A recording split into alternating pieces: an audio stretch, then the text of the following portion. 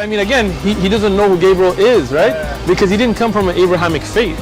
The people of Mecca were pagan. Quran is mentioned, if this book was from other than God, they would have found in it many contradictions. If a book is without contradictions, that has no bearing on whether it comes from God or not. I've had phone books that are inerrant, but I certainly don't think God gave them. That we believe without understanding. Take this wig of flag, you sons! That the standard narrative has holes in it. The Prophet tells us because Satan or the devil sleeps over our nostrils. Those who oversleep and not pray Fajr on time, Satan urinates in their ears. I really do think Jesus was crucified and that he really was dead and buried. He thought that he was a son of God in the sense that he was specially chosen by God. I think Jesus really did think he was going to be the Messiah, the future king of Israel. I mean, that is, after all, why they crucified him. Hello everyone, and peace of Christ all of you. Please invite your friends, and today we will continue our comedy laughing at Muhammad.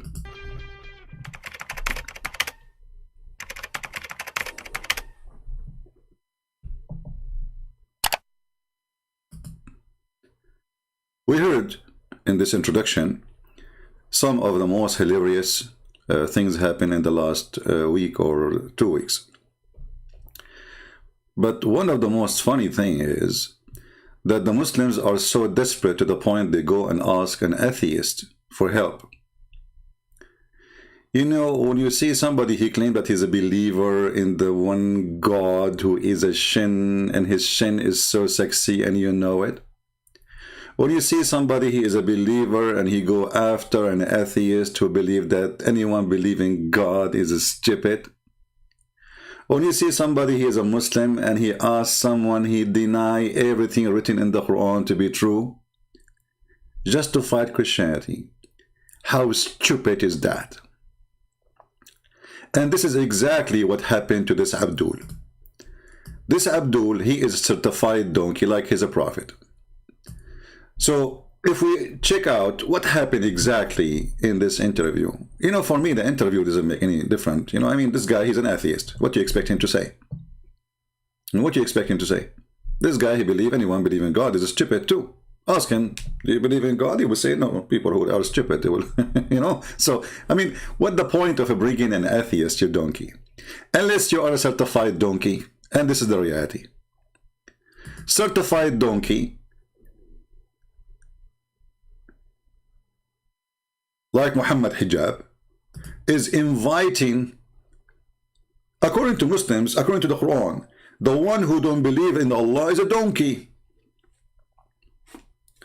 The one who don't believe in Allah is najis, is filthy, is a kafir, is wicked, is. So the Muslims, they invite somebody, they believe he is wicked, proving to us their wickedness.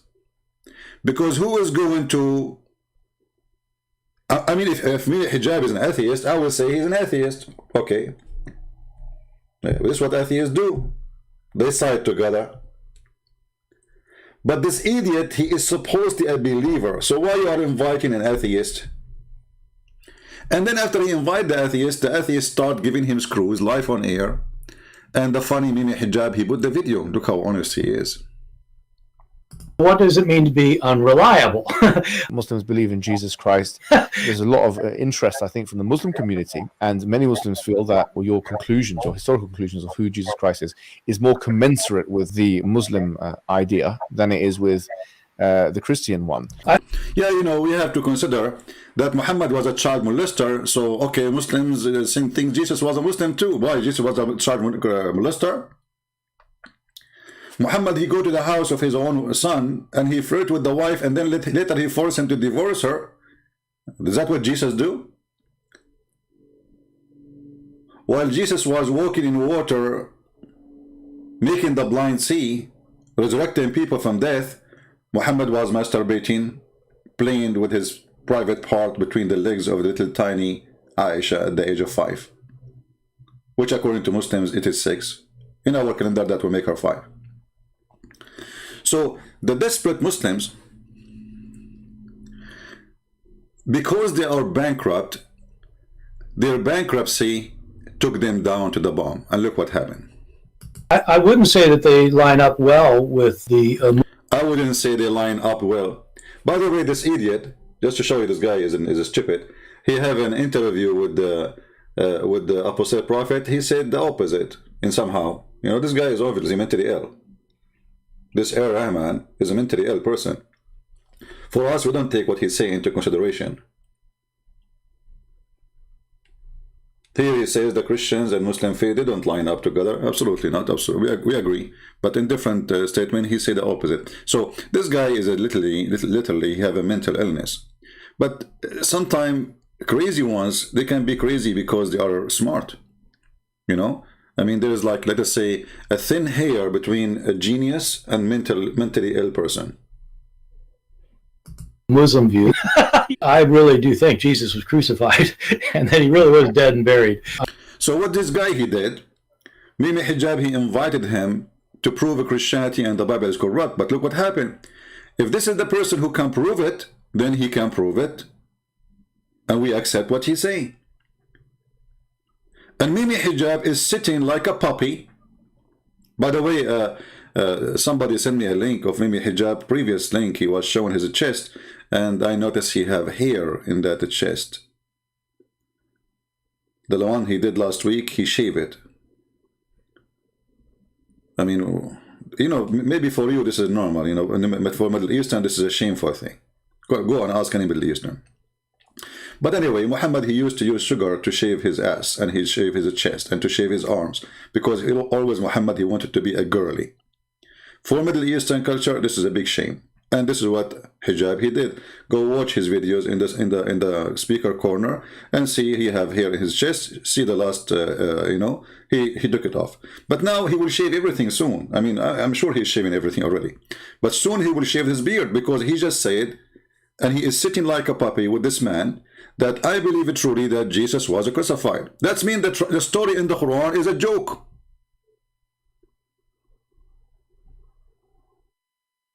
I believe it truly that Jesus was crucified. And not only that, the guy, he said it clearly that the most documented event in the world, it was the crucifixion of Jesus.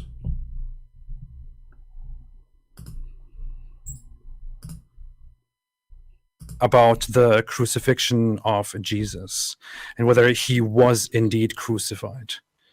Right. I know in Islam the teaching is that he was not actually crucified. I think on a historical basis, Jesus was absolutely crucified. I think that Jesus was absolutely crucified. Listen, for me, I don't care what this guy is saying, but you Muslim, you invited him for interview. That's mean you are the one who take him into a big deal. So when he said Jesus absolutely was crucified, that's mean absolutely Muhammad is a fraud. And he is a son of Muta because he's born 4 years after his father's death.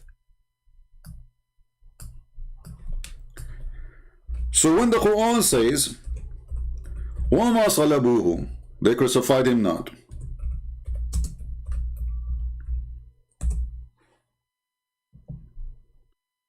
People, don't forget to invite your friends. Don't be lazy. I'm not going to ask you to subscribe. I don't care. Don't subscribe. Who care? Chapter 4, verse 157 says that the Christian, they say, oh sorry, the Jews, they say that we killed the Messiah, the son of Maryam. They crucified him not, nor they killed him. So the Quran confirmed two things. There was no crucifixion and there is no killing.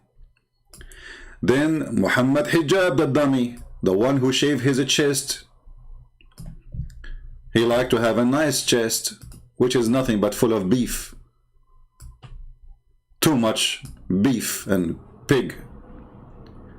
Jesus absolutely was crucified. The one the Muslims, they take him into consideration. We don't take him into consideration. This guy is an atheist.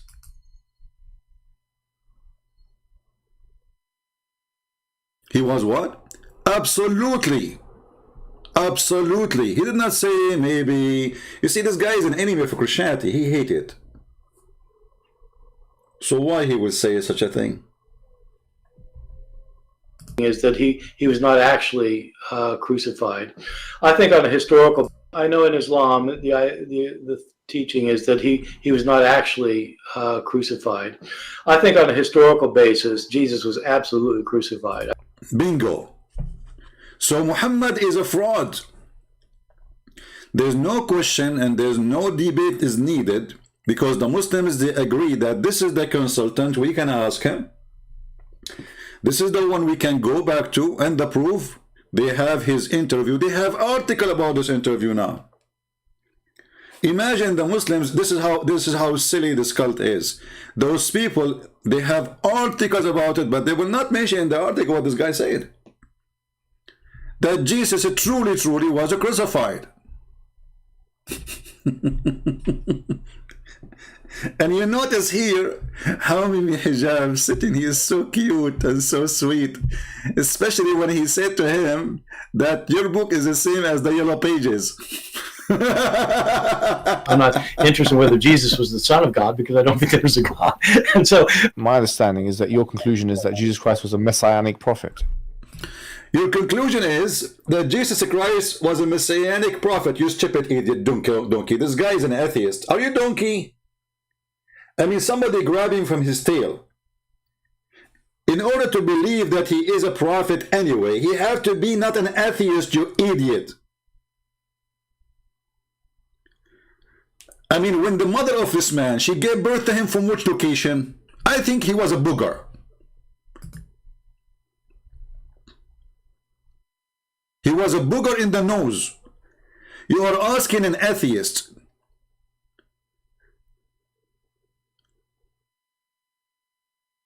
What?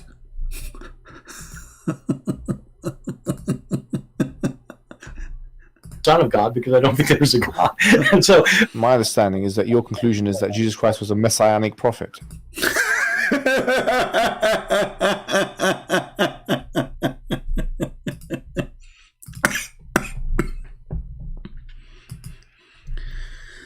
I'm going to open my Skype so we can have any Abdul. He would like to explain why Muslims, why Allah cannot find a smart person to defend him, why Allah is so desperate he got the most stupid idiot ones to present him to us. If those are the one who will defend Allah, so who is the one who will fight Allah then? Because it's a... Is the video working fine, guys? All right. Is everything fine? Because from my side it froze for a second. So, do you think that the Messiah, he thought he is a you think he was a messianic prophet?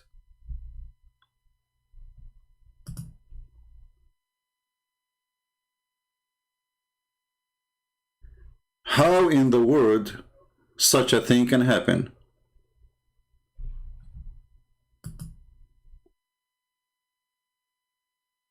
Let us see if we have a problem with our connection. I cannot view my page here. Let us see.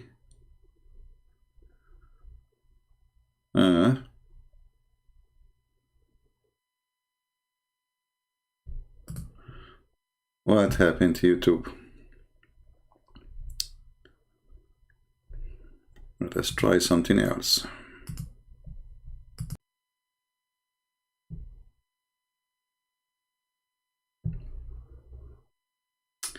I'm not sure what's happening. I don't know if you guys can hear me or not, but my YouTube page is not playing. I don't know. Is it working? Is it not working? What's happening? All right. Okay, now it's coming back. Let us see. All right, look like it's working. From my side, it was frozen. I don't know what happened. So listen carefully, Muhammadans. The first thing is confirmed from your Mimi that Jesus was crucified, and that means Muhammad is a fraud, Quran is a stupid, and Muhammad. You see, if this document, which is in the Bible, proving that Jesus was truly crucified, all your idea of Islam is gone. This guy, he demolished Islam in 1 second. Yes, absolutely, Jesus was crucified. Who is the one who said that? The one you brought him to the interview. For me, I will never invite this person for interview because he means nothing for me. I will invite him for a debate, but not for interview. You know, when I interview a person, it means I agree with him. That means he is the master and I am the student. This is what interview is about. You are the skilled, and we are here to ask you questions. Unless it's a job interview, then the story can be different. Somebody is hiring somebody. Are you hiring him? No. So the Muslim, they needed this person, and this person, he confirmed that Jesus absolutely was crucified. And for me, I will never interview such a person. But as long as the Muslims and even the atheists, they are interviewing him, I will have to use this interview against their own statement, because they are the one who believe that this interview is going to cause damage to Christianity. But it worked in the opposite way. The teaching is that he was not actually. I know in Islam the teaching is that he was not actually crucified. I think on a historical basis, Jesus was absolutely crucified. I think that there's, as a historian, there's almost no doubt about that. And in case your audience doesn't know, I don't identify as a Christian. I mean, I was raised a Christian, but I'm an atheist now. I'm not. I am an atheist now. In case the audience don't know. In case audience don't know. So why the Muslims are taking friends with the atheists now? Very simple. When your God is a devil, you throw him under the bus for the sake of your agenda. You have no value. You have none. Let us see this gentleman here.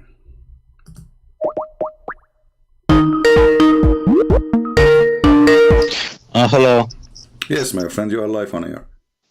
Yes, so did your historian DNA tested the likeness of Jesus that got crucified? Did who? Did your historian or atheist person DNA tested the likeness of Jesus that got crucified? DNA? DNA test, yes. Where do you want to get the DNA? Okay, so when there is no body, you can't prove it was Jesus, right? Okay, did you test the DNA for Muhammad? That doesn't change anything for us. Well, you change, because the Quran says that Muhammad, he says, when a prophet he die, the earth will not consume his body, so we should have a DNA. So if his body is not consumed, then the Quran DNA says that. No, Muhammad Quran he said that. Muhammad he said that he said nothing Quran. That's nothing Quran. I mean, my friend, your prophet. Are you saying your prophet is not to take into consideration? He is a dummy. He says things, stupid things. Here we go. This is your prophet, and this is Sahih Hadith. He says, pray for me on Friday. And today is a Friday. Let us pray to Muhammad. May Allah bless you, Muhammad. May Allah. Okay, well, they said to him, but Muhammad, you will be dead. He says, but don't you know that the prophet, the earth is forbidden from consume our body? So now if we go to the grave of Muhammad, we shall have the body of Muhammad there, and we can take the DNA. But the hadith report that Muhammad, after 3 days from his death, because they didn't bury him, they believe him, they said, okay, he said the earth will not consume my body. So they did not bury him for 3 days and 3 days. You can go and search it. Ibn Abbas, the cousin of Muhammad, he said, idfinu sahibakum fa innahu qad antan. Bury your friend, he smelled like shit. That's what he said. And then the other hadith says that his pinky and his fingers are shrinking, like he's grabbing his hand. It's what happens to people when they die. And he said, قَدْ رَبَ بَطْنَهُ, you know, the belly of a human being when he die, because whatever he ate before he died, the bacteria will start, you know, doing their job, which is they are there for it. and then a lot of guys will come and will make his belly like a pregnant woman. So, and then Muhammad starts farting. So you are the one who mentioned the DNA. We can solve the problem about Islam very easy. If Muhammad, his body is there, we can go and get his DNA, and that will prove that what Muhammad he said is true. That the body will not consume that the earth will not consume his body. His body will not decay. But as you see, even before they buried him, his body is already decay. What say you? You changed the subject, right?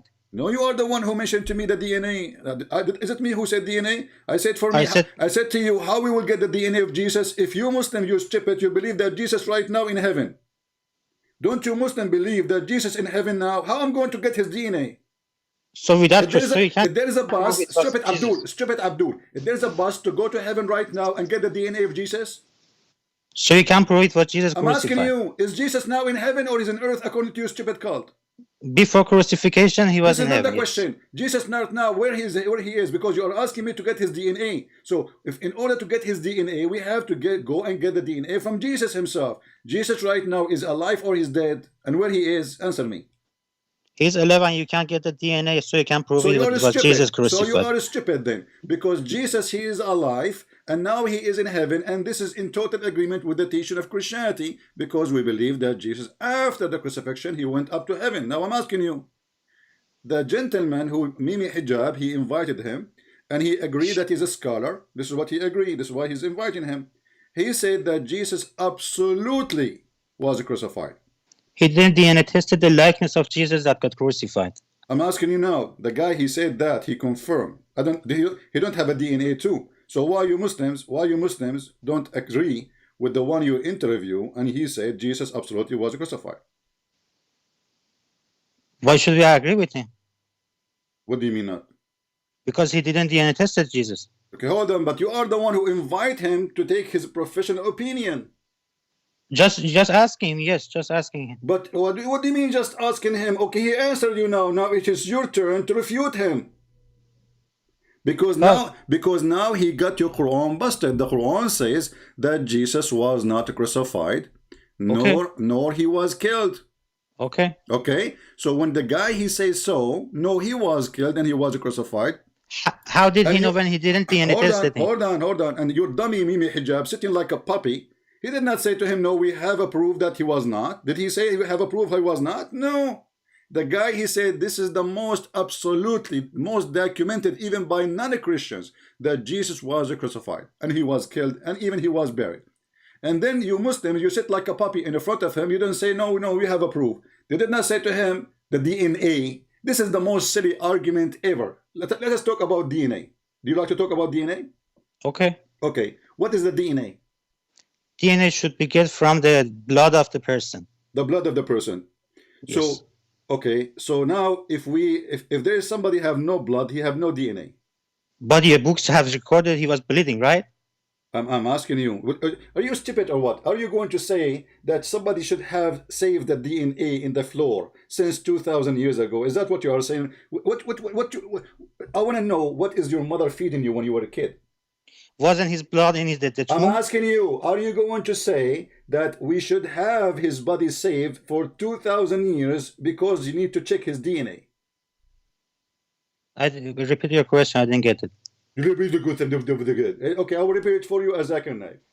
Brother and sister, a Muslim called me and he said to me, can we get the DNA of Jesus? Because if Jesus was crucified, we needed the DNA.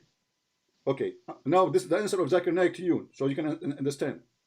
Are you saying that we need to save the blood of Jesus for 2,000 years so we can send the DNA? Here we go. Do you understand now?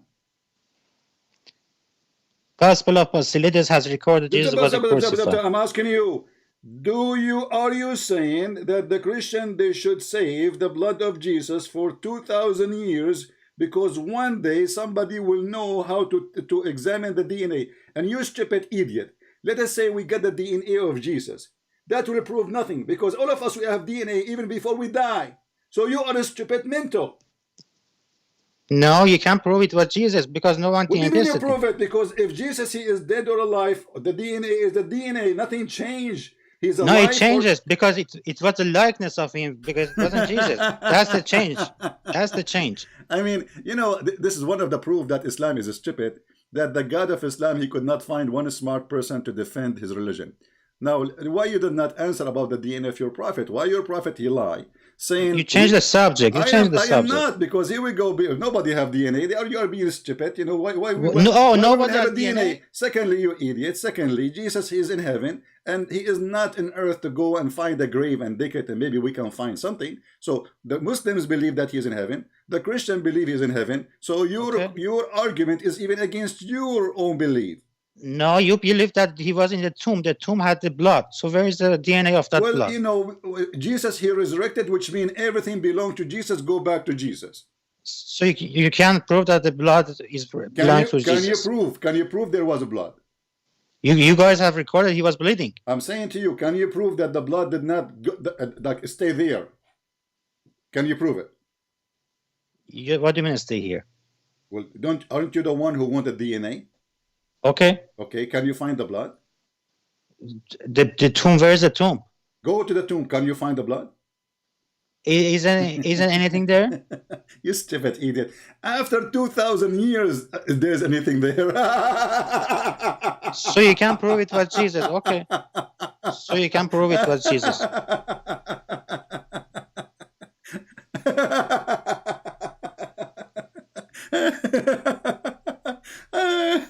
I mean, you know, honestly, did somebody pay you to call me, or you did it voluntarily? Gospel of Basilides has recorded Jesus wasn't crucified. So he was transfigured into someone else. Hold on. The Gospel of who? Basilides, Basilides. But this Gospel says that the one. This is not a Gospel, by the way. This is a fiction. But anyway, we will go with you. Just you are stupid. You hear this guy saying the word and you do not know even how to say it twice. But we will go with you. But even that says that Jesus is God because he is the powerful God. He made someone look like him. Do you agree with that? Where does it say Jesus made someone look like him? You are making that by yourself. Okay, here we go. Everybody will laugh at you again. Here we go. This is the interview. Open your YouTube and mute my Skype for now. Okay. All right. Here we go. This person, he will get you busted. You are an idiot. You do not know what are you talking about. In case your audience doesn't know, I don't identify as a Christian. I mean, I was raised a Christian, but I'm an atheist now. I don't have a particular stake in any of this information personally. But I think the crucifixion of Jesus is probably the best attested, one of the best attested events of his life. It's found all over the place in our early sources. It's even mentioned by non-Christian sources, and it's a kind of a complicated thing for me to argue. Although I can at length, if somebody wants me to, it's not the kind of thing that Christians would have made up about him if they wanted to make up legends. If they wanted to make up something about Jesus, it wouldn't be that he got killed by the enemy, tortured to death. What they would have made up is that he became the king and he's sitting on the throne in Jerusalem. But they couldn't make that up because everybody knew it wasn't true. And so they had to say, well, yeah, he got crucified. But then they ended up saying that because he was crucified, that was significant, that it was the plan of God. And but they're kind of explaining it. They're not. They're explaining because they got to explain it because he was crucified. Yeah. The Islamic account is very strange. It is that I guess that people think Jesus was crucified and that somebody was crucified, but it wasn't Jesus. It was just somebody else who people thought was Jesus, and it's a very strange thing to think. So it is. And it didn't start with Islam. It actually there's a Christian teacher in the 2nd century named Basilides who was an Gnostic. And he wrote a gospel. He wrote a Gnostic gospel. We don't have the gospel anymore, but we have a church father who talks about it. And in his account, what he says is that there was a fellow in the Gospels. Jesus is carrying his cross, and they impel somebody else to carry the cross for him to the place of crucifixion. And according to Basilides, what happened is this other person whose name was Simon from Cyrene, which is in North Africa, Simon Cyrene carries the cross, and when he gets there, Jesus pulls an identity switch. He's the Son of God. He can do miracles. He makes Simon of Cyrene look just like him. And then he looks just like Simon of Cyrene. And so the Romans think they're crucifying Jesus, but they're crucifying Simon, and Jesus is standing by the cross laughing. So you idiot. Unmute YouTube now. So he said because he's a son of God, he's a powerful God, he can switch identity. So even the book you are quoting for us, which is a funny book, this is a heretic, this is a false, this is why he is not, this book does not even exist. Nobody follow this idea. So even there, this person, he is saying that because Jesus is a son of God, he was able to switch identity. It's not, Hold on a second. It's not Hold Allah. It's not Allah who switched identity. Because Jesus, he is the son of God, he was able to switch identity. Your mind. He's saying because he's son of God. How did he know he was son of God according to the corrupted gospels, right? You idiot. The same gospel you are mentioning. The one you are saying this is the truth. You just told me the name. According to that book, this person, he said that Jesus, he switched identity because he's the son of God and he can do it. At all times, the title son of God was given to the righteous person of the family. Did you hear what he say? Are you deaf? He made his own, he added his own interpretation, not the word that was in there. This is what that book saying. No, that's his interpretation. We can play it again. Are you slow? He said because because was his own interpretation. Abdul. Yeah. Okay, hold on. So let us go. I will go with you. So why your stupid God never mentioned this Bible? Why should mention any Bible? No, your God, he mentioned the word Injil, which means which means the book is written in Greek. And who is the one who wrote the book in Greek? Injil is a revelation given to Jesus, not saying that he will get crucified. No, hold on. There's no book revelation given to Jesus. That is a stupid idea. Even your stupid Quran says that Jesus, when he was in the cradle, he spoke as what? As a prophet, correct? He spoke, okay? Okay, so when he got the revelation, if he spoke in the cradle, when he got the revelation, I want to know.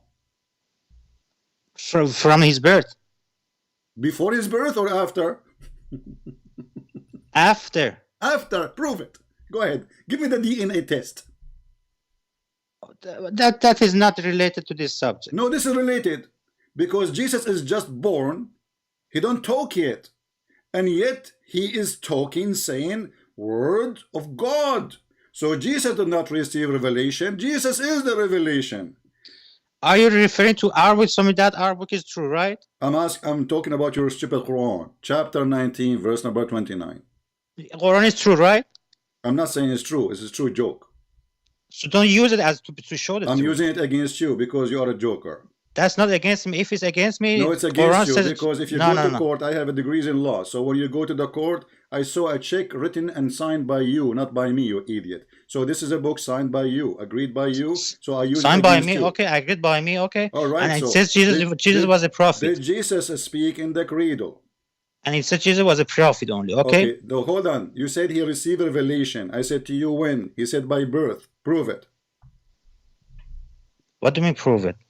Okay, where is Jibril who came to him and squeezed him like Muhammad? When Muhammad received revelation, a guy, his name is Jibril, appeared to him as a man. He squeezed him three times and no mayonnaise and no ketchup came. And he keeps saying to him, read. And Muhammad, the idiot, he do not understand.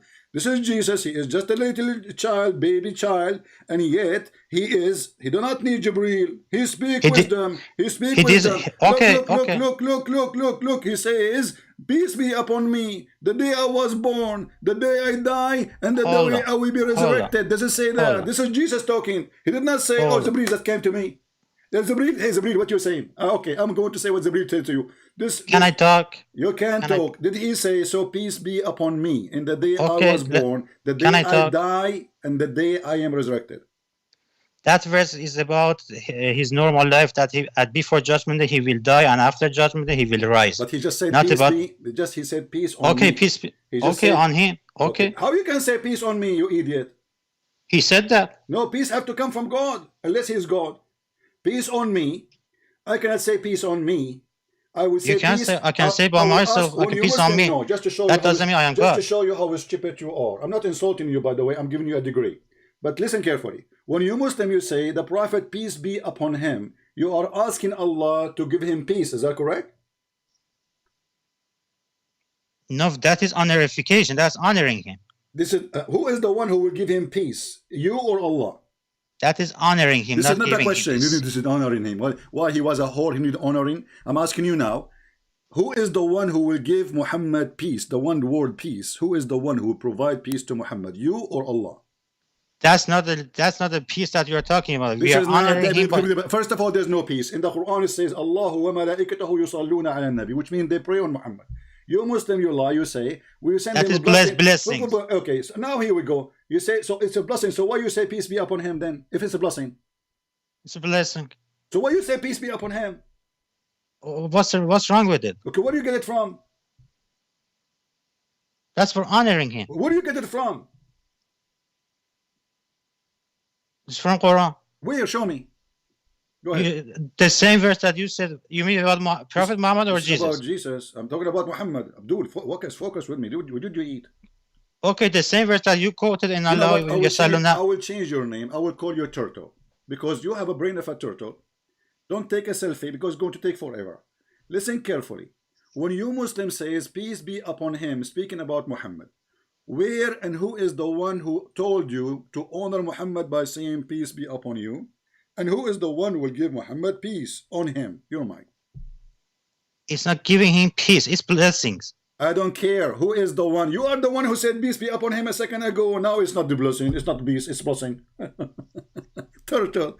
Listen carefully. Focus with me. So don't stop shaking. Listen. When you say peace be upon Muhammad. Okay, right? that's for honoring him. Okay. Where you get it from? Where do you get this from? It's from Quran. Where? إن الله وملائكته يصلون على النبي. But this verse is saying Muhammad, Allah and the angels praying on Muhammad, not peace be upon him. That's blessings. Okay, you're stupid. Are you stupid? The word of blessing is not peace. Are you stupid or what? I'm asking you, where we can find the word peace be upon Muhammad? You said to me, Allah wa malaikatahu yusalluna ala nabi, and you don't know even how to speak Arabic. But that verse have nothing to do with blessing. That is Allah praying on Muhammad. You can interpret that your way. We I don't am care. not. We know Even that. Mimi Hijab, he said, this is why it says pray for, not to.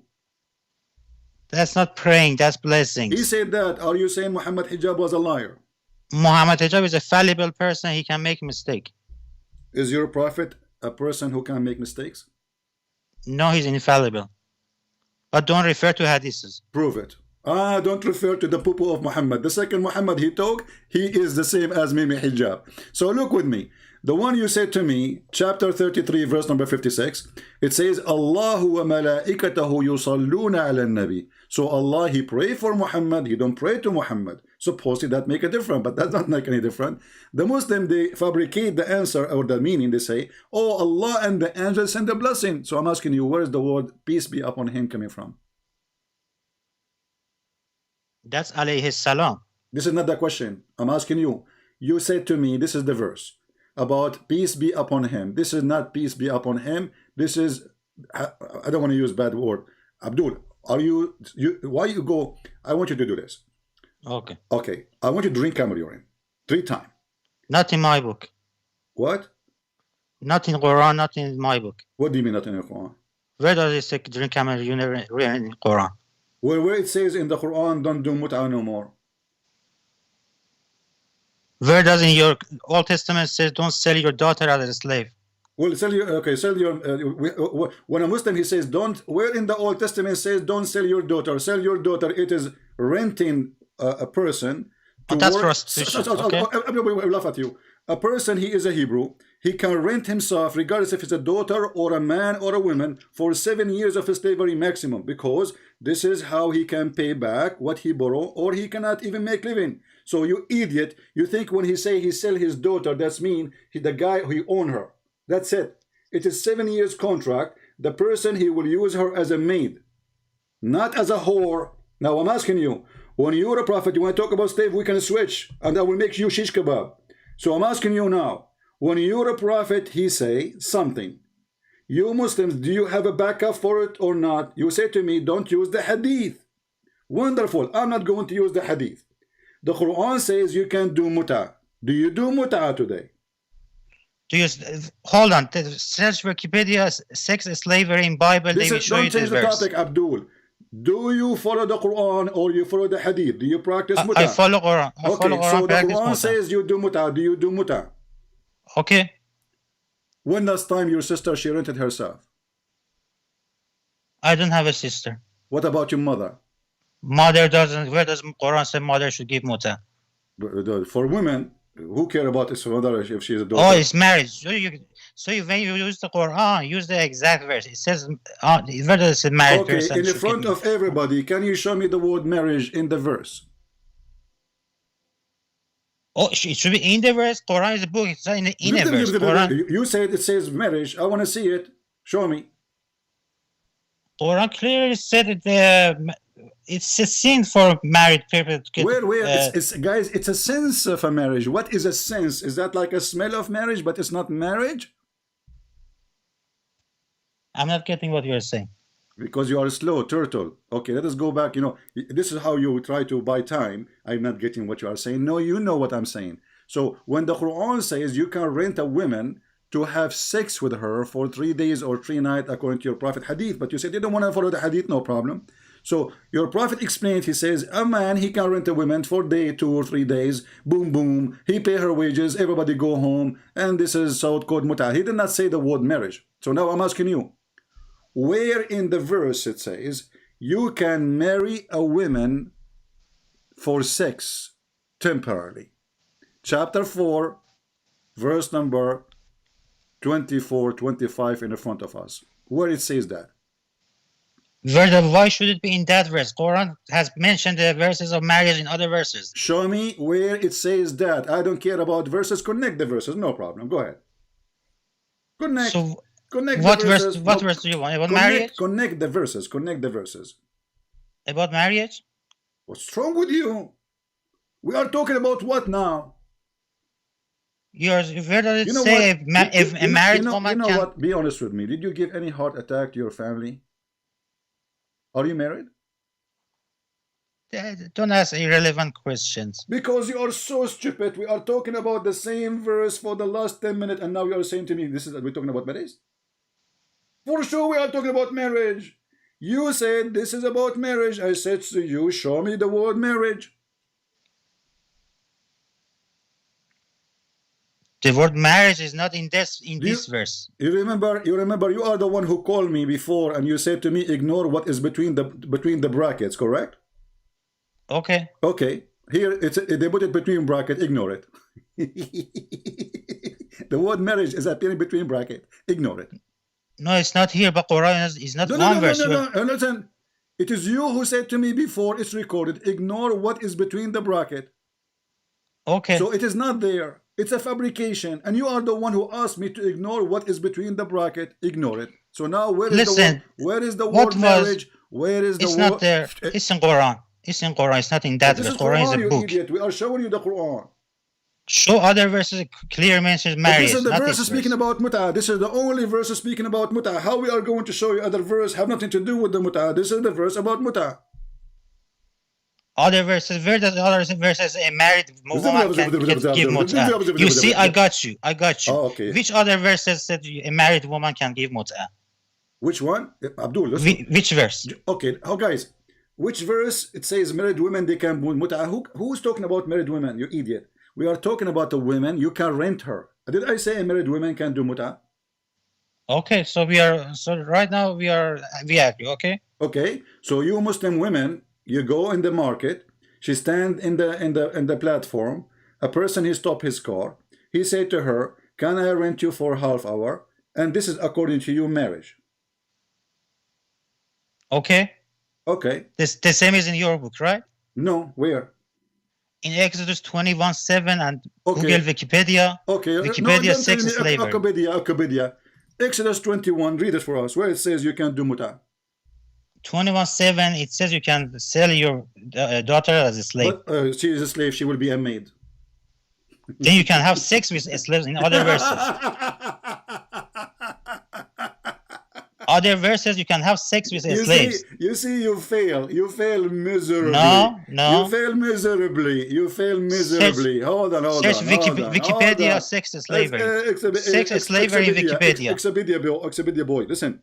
So when I ask you for reference, you give me a reference. However, you two agree, references. You agree. I give you two references, not one reference. No, you gave me no reference. That is a lie. This is not. That's one reference. 21:7 Exodus. That is not a true, because the Bible says it clearly. If a man he rape a woman, he will be put to death. And if she is single and he is single, they have a choice to fix it if she agreed to marry her. So you are a liar again. Because no, hold on a second. Hold on. Let me. No. It doesn't say that. It doesn't say that. But don't change the topic. It doesn't say that. So you are the one who said that you Muslims have no problem your sister or your daughter or even your mother to rent herself for. Mother is married. Don't make things mix up. What? Mother is a married person to a husband. Mother is what? Mother is a married person to a husband that has a wife. He has a husband doesn't. There's no marriage. There's no mother woman. She is divorced and she have no husband or widow. A divorced woman. Okay. Okay. So you are saying that Islam is a religion of ethic, and a Muslim woman, she can walk in the street and she can stop by anyone, and a guy he offer her to have sex for $10, and this is Islam. That's in your book also. You failed to show me. I am giving you two verses. One verse, Exodus 21:7. You did not give me anything. The verse there. The second verse. Okay, hold on. So, if you go in the same chapter, I challenge you in front of everybody. Do you like to read Exodus 21? And the second verse also. Do you like to read the Exodus 21? And the second verse. Well, read any verse you want. Go ahead. Okay, hold on a second.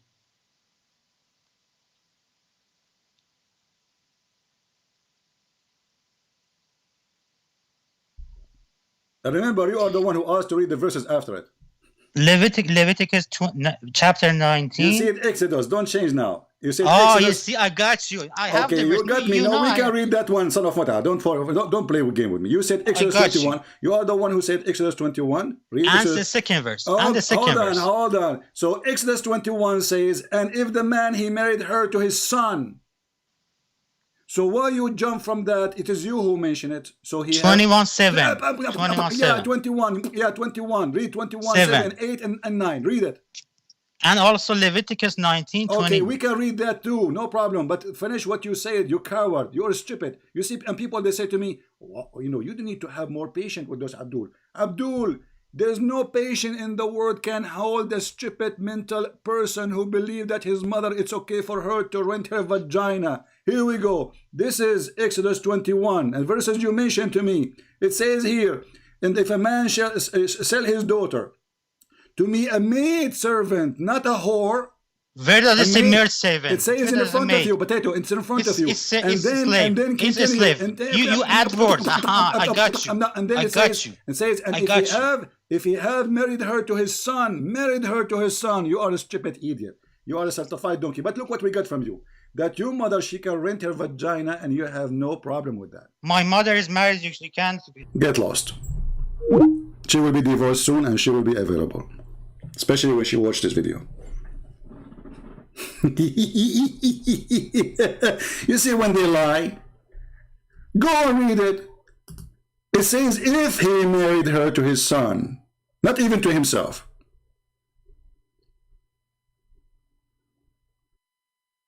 He can't even sell her out because this is a contract of employment. People at that time, they are poor, they are desperate. There's somebody have money. So he comes to him and says, I want to be your servant. This is what slavery mean here. A Hebrew man or Hebrew woman, she say, I want to be your maid. I want to be your slave. Which means you have full control of my labor. And those people, because they have no income, not like now we can apply to work in Walmart. You can work as a taxi driver. There's no jobs. There's no opportunity. There's people who have money and there's people who have none. So the one who have none, he offer his service and that will give him food, will give him shelter. This is not really a slavery, the one we knew. This is why it says he sell. So he take money in return of his daughter, and this is the daughter have to agree too. The daughter, she will go and say, okay, father, we cannot afford it. What we can do? I will go and work for this guy. Negotiate with him for how long and how much he will give you money so he can survive me and my family. So a member of the family, or even sometimes the whole family go. But what we got from you, which is very important, that a Muslim woman, she can rent her private part for a bunch of dollars. And actually, if we go to the Muslim website, the Muslims, they have no shame to use even the word rental. You believe it or not? Let me open the reference for you. Rental. It's not the Christian Prince, he is insulting using that word. It is the Muslims.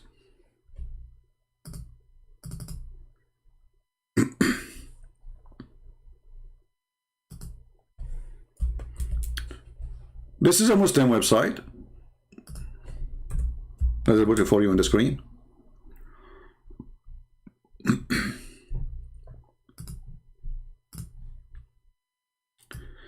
alislam.org. You do not need to rent to read the whole article, not to rent. Just search for the word rent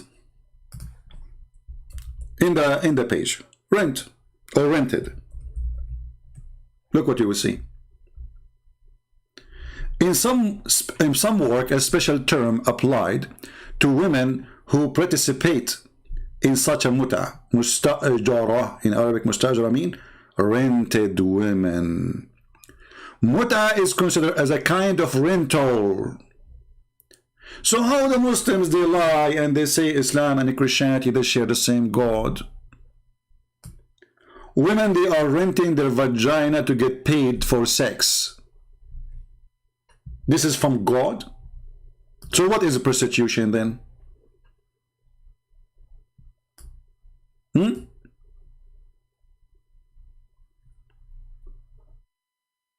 What is a prostitution? For those who they are in the chat, going out of our topic, especially females, I will block you all, one after one.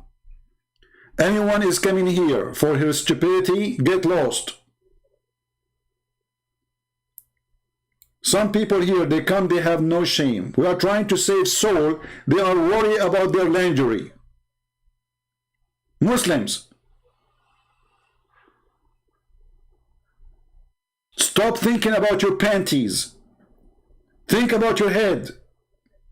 Think about your soul. Think about your salvation. So whoever is stupid person, admins, anyone who go out of the topic, start having personal conversation, block them immediately. This is not what we are here for. This is not a chat forum for people to have hello, how you doing? This is not a coffee shop.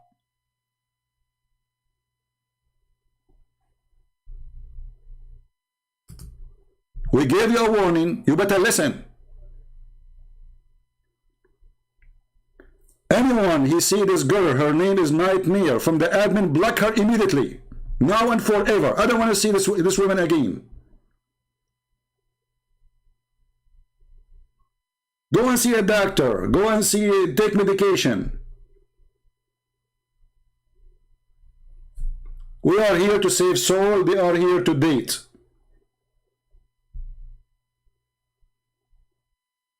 What a stupid people.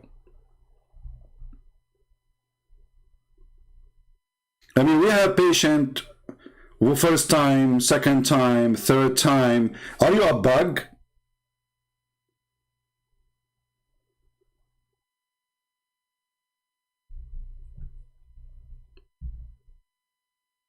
Thank God I am not married. You as women, they make you hate to get married.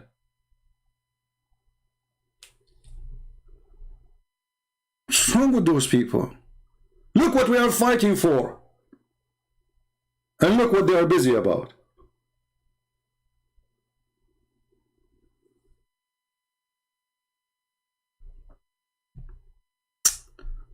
Sorry guys, but sometimes you lose your patience, man. And Muhammad, he have 13 of them. 13? You must be mentally ill, Muhammad. How you can handle it?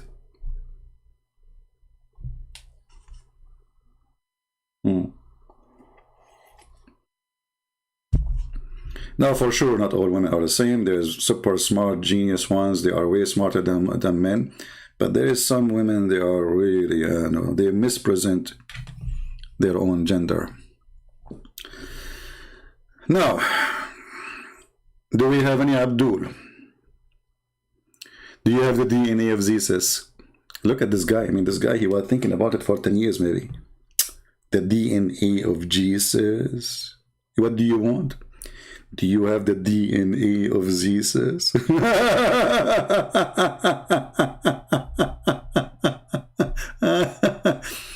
Somebody asking how different the Shia 12er understanding of jihad and jizya compared to mainstream Sunni. It's the same, my friend. You know, Ali, he burned people alive.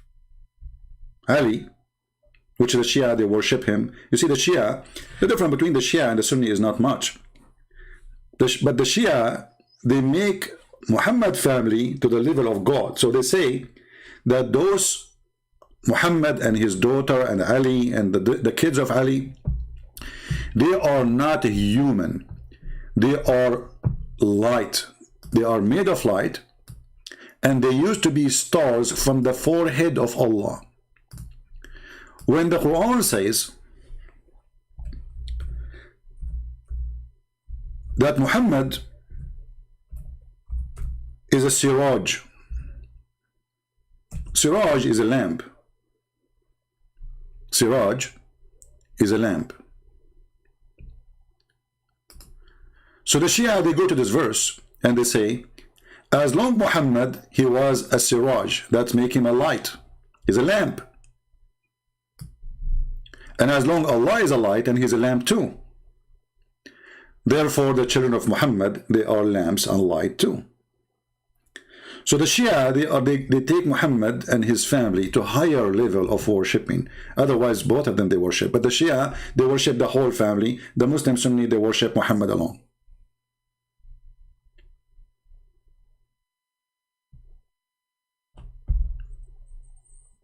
I hope I answered you. There's a person he mentioned about Al-Mahdi, you know, Al-Mahdi in the comment in the previous video. I mean, you know, the Muslims, they have their own fantasy, you know, always. Islam is a fantasy. Islam is not a reality. Everything is a fantasy. So, if I say to you, like if you ask a Muslim, who is the Mahdi? Who is the Mahdi? Who is a Muslim can answer us? They don't know. They have fiction stories. And they go so far to the point they say that the Mahdi is the grandson of Simon. His what?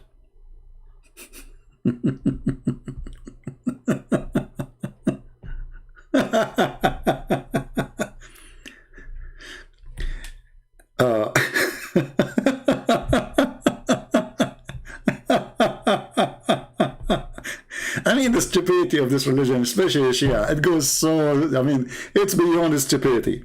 So Simon, he is the grandfather of Al-Mahdi, the Imam Al-Mahdi, which the Muslims are waiting for, and he is the grandfather from the mother side.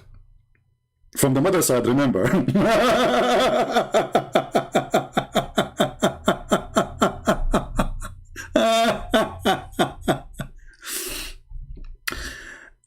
Armin, Turtle, how are you doing? Go open the interpretation for this verse in the Shia books and you will see. You're an idiot.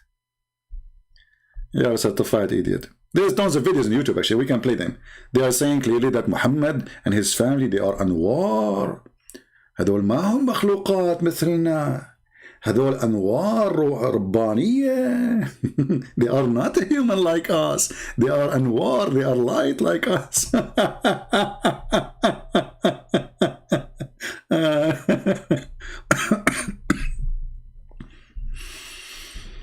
Oh boy. You see, Islam is trying to copy everything in Christianity. Jesus have 12 disciples. Muhammad, he have 12 imams. Jesus, he have 4 disciples, wrote 4 books. Muhammad, he says, take the Quran from 4. Jesus is God. Muhammad, he changed his name. He made it the praised one. Islam is a counterfeit of a Christianity. All what Islam does, try to replace Jesus of the Christians with Muhammad, who is the praised one. The second you say he is the praised one, that means he's God, because there's no one should be praised save God. When we say we Christian, whoever believes, they say praise God, right? We don't say praise this, praise God. There's only one worthy to praise is God. So when the Muslim, they agree that their prophet, his name is Muhammad, that will not make him a prophet no more, because now he is the praised one. So who is the praised to?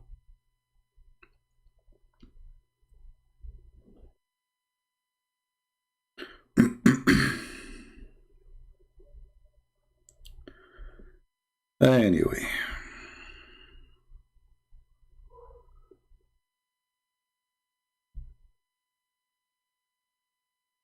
Do we have any Abdul?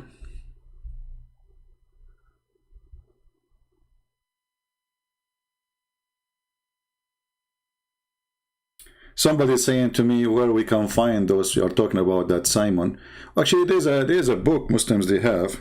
Let me try to find it. But as you know, everything in Arabic. This is why it's extremely important to know Arabic in order to get access to the garbage of Islam.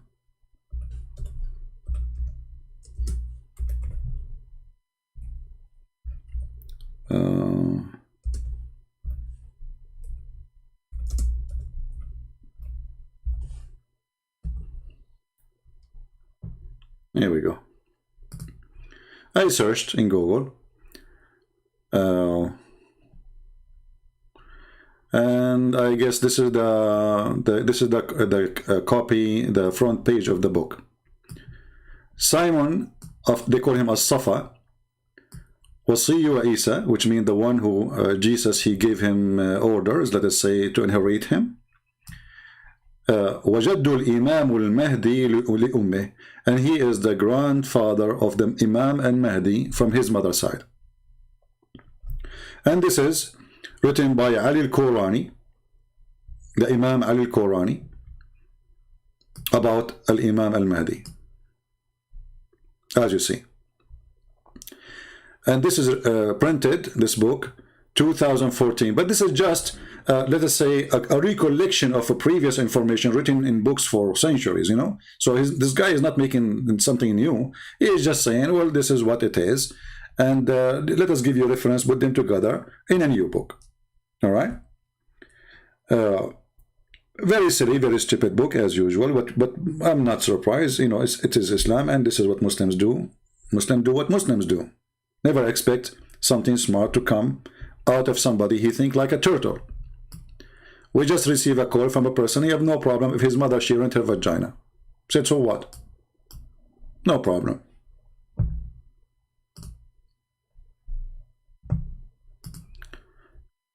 Anyone have a question? Anyway, so the title today actually is about the yellow pages. The yellow pages. You believe it or not, Mimi Hijab, he got an idiot who is really silly, and even the silly one was smarter than Allah. But how this happened? Mimi Hijab, he decided to stood a little bit and to defend the Quran because he looked horrible. So he decided to say something, to add a spice to the conversation. He thought he can make a point of intelligence.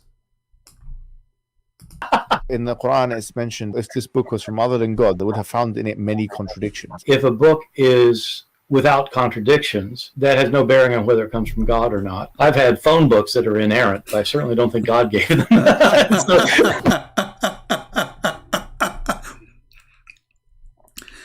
And the funny, Mimi Hijab himself, he laughed at the stupidity of his God.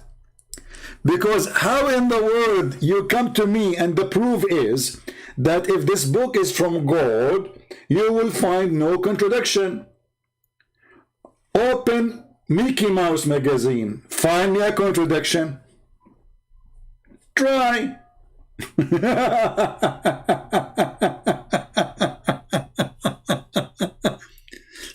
So this person, even though we believe he is really mentally ill, he's smart. This Harman, whatever his name. Right away, he kicked Muhammad hijab in his anus, not in his balls, because he don't have any. That's why he ran away from debating me. And he told him, "You idiot, you stupid, you donkey. What kind of logic is that? So if there is no contradiction, that to the book from God." And not only that, this God, he failed even in his own challenge. If this book has no contradiction, the Quran is full of contradictions. And one of the most clear one, chapter 41, chapter 79, where one says that the last thing Allah created was the lamp, and the other one says the last thing Allah created was the mountains. Very easy. A Muslim yesterday, he posted a comment speaking about the book of Genesis. In the book of Genesis saying, like chapter 1 and then chapter 2, he says, well, here it says that God created the animals first and the human after, and then there it says the opposite. That's false. In one is giving the order of a creation, and the other one explaining the creation.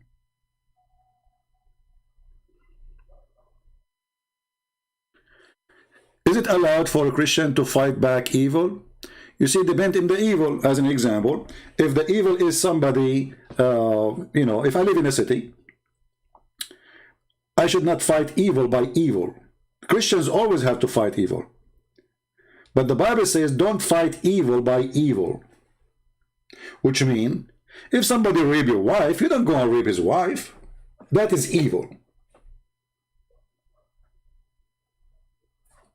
If somebody stole your money, you don't go and steal somebody's money from his family. Go take your money. Jesus said the one who lives by the sword will die. Which means when you commit a crime, it is the right of other side to take you down by the sword, the same as you did to them. So the Bible is full of verses speaking about justice, and the one who killed must be killed. So yes, we fight evil, but not by evil. If somebody commit a murder, he shall be killed for his crime. If a terrorist come to my house right now, he want to shoot me, I have enough bullet to make his ass more than my filter to the water.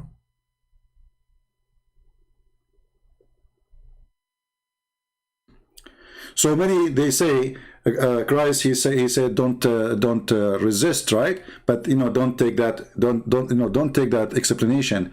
Jesus himself, he said to them, the one who don't have a sword, go on by one. They said to him, we have two. He said, that's enough. So two for what? To protect themselves when they travel to go in the road, not to go and invade and to kill. Enough. You have two guns, that's enough. You do not need to have a storage of weapon, because that means you are going to war. That's not for defense no more. Abu Turab al-Harbi. Okay, Master Abu Turab, you are saying to me you are absolutely an idiot. Why you don't call me, my friend? Let us see who is the idiot. Guys, what do you think? What do you think? When you Muslims, you invite an atheist to prove Islam wrong, but the target is to prove a Christianity wrong. Who is the idiot? When you do interview to someone, he is an atheist. Are you aligning with atheism just to fight Christianity? This is who you are. This is idiot behavior. So Abu Turab al-Harbi, and you are dressed as an Arab, but I don't believe this is your picture. This is the picture of Mimi Hijab after he shaved. Do you dare to call me? In front of everybody. Challenge, and let us see who is the idiot. The idiot, my friend, is the one who say that when you go in the bathroom, shaitan, he go inside your anus. That is an idiot. And that is your prophet.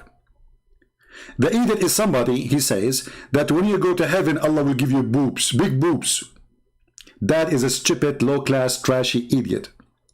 The idiot is somebody, he believe that there is a prophet, his name is Muhammad. If we believe in him, Allah, his God, will give us endless penis. I want you to tell me how you will walk with it, Abu Turab. Are you going to walk forward or backward? Because I'm telling you from now, walking forward with endless penis is impossible.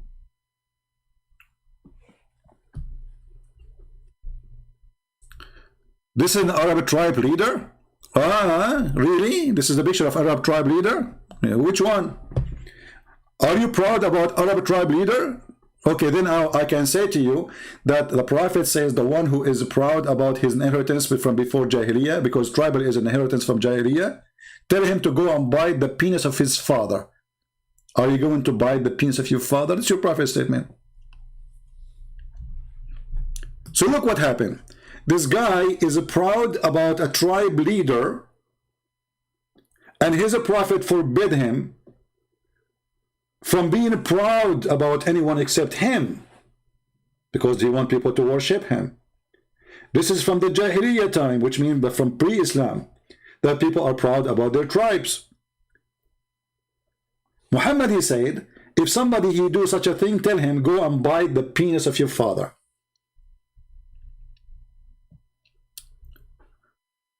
At least have some akhlaq. Look who is talking about akhlaq. Mut'ah, boy. Get lost. We just heard your brother saying, yes, in Islam, he can rent his sister. And you are talking about akhlaq. Mut'ah. Muslim, they have, what's it called? Zawaj friend. Search Zawaj friend. What does that mean? You marry a woman as a friend. So what does that mean? Well, you take her to the hotel, you do boom boom, and then everybody go home. Really? Yeah. What about a travel marriage? You go, let us say a Muslim Abdul is going to Jeddah. His wife, she is in Mecca. What he do? He go in the hotel. He said, can you provide me with the women with the bed? I'm going to stay here for 10 days. He said, sure, halal.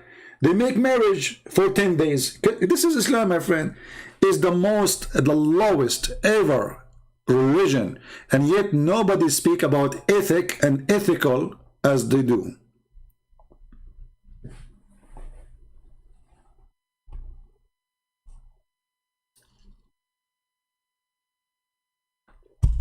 Any Muslim he dare to make him square, even if you are sitting in a room, have 4 corners.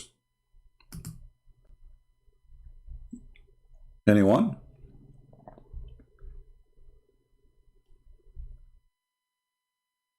Who's a Muslim want to do it? The only Muslim until now he called us is the guy with the DNA. I mean, look at this idea, man. The DNA. Do you have the DNA of Jesus?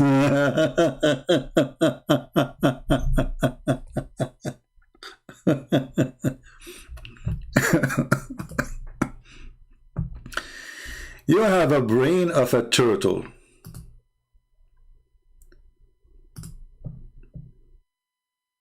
You have a brain of a turtle. Prove me wrong. Who is a Muslim wanna come here and call me? The yellow pages, and here we go, my proof in front of you. The yellow pages is way better than the Quran. Yellow pages have 0 contradiction. Quran is full of contradiction. That has no bearing on whether it comes from God or not. I've had phone books that are inerrant, but I certainly don't think God gave them. So, no, that is my view. It's a necessary condition for a book from God not to have contradictions. That's an assumption about what kind. It's a necessary condition. Listen carefully, Abdul. It's a necessary condition from God not to have contradiction in the book, to be a book of God. No problem. No problem. Who's a Muslim and prove that Quran have no contradiction? I say the whole Quran is a contradiction. I say I challenge you to choose for me a chapter is not a stupid, and I will not find a contradiction in it.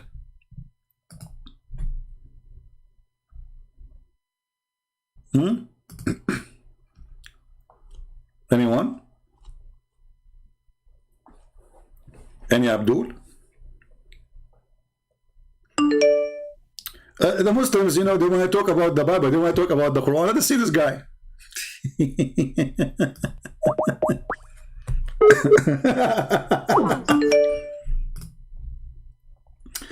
Yeah, let's call him. Just for fun.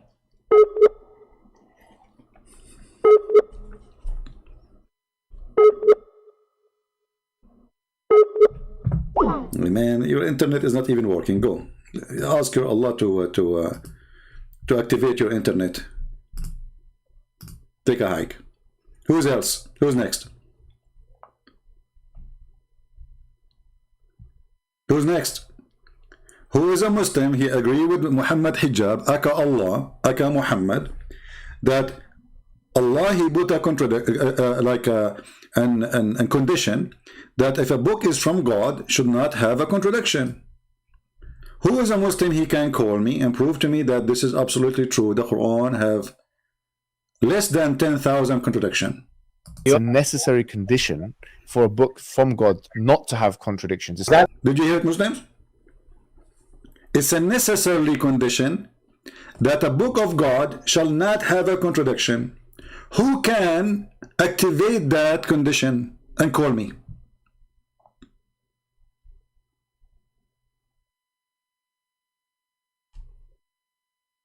Any Muhammadan? Oh, this guy, the DNA. If I talk to him, this guy is mentally ill. I mean, DNA.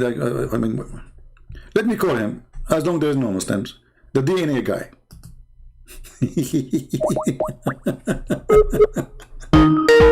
What do we say when you go bankrupt to look for your pennies, and here's our pennies now.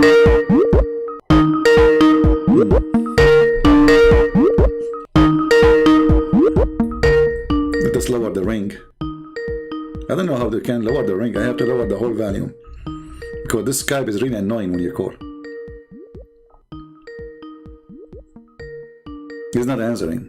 He's looking for the DNA now.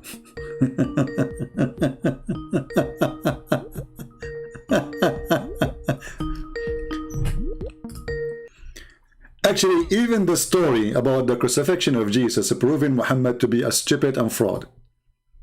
Because look what happened. When the Quran says that they crucified him not and they killed him not, in the same verse he confirmed that there is crucifixion happen and there is killing happen.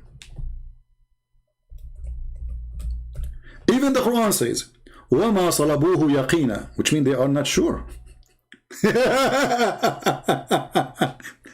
By saying such a statement, the Quran made a big poo-poo.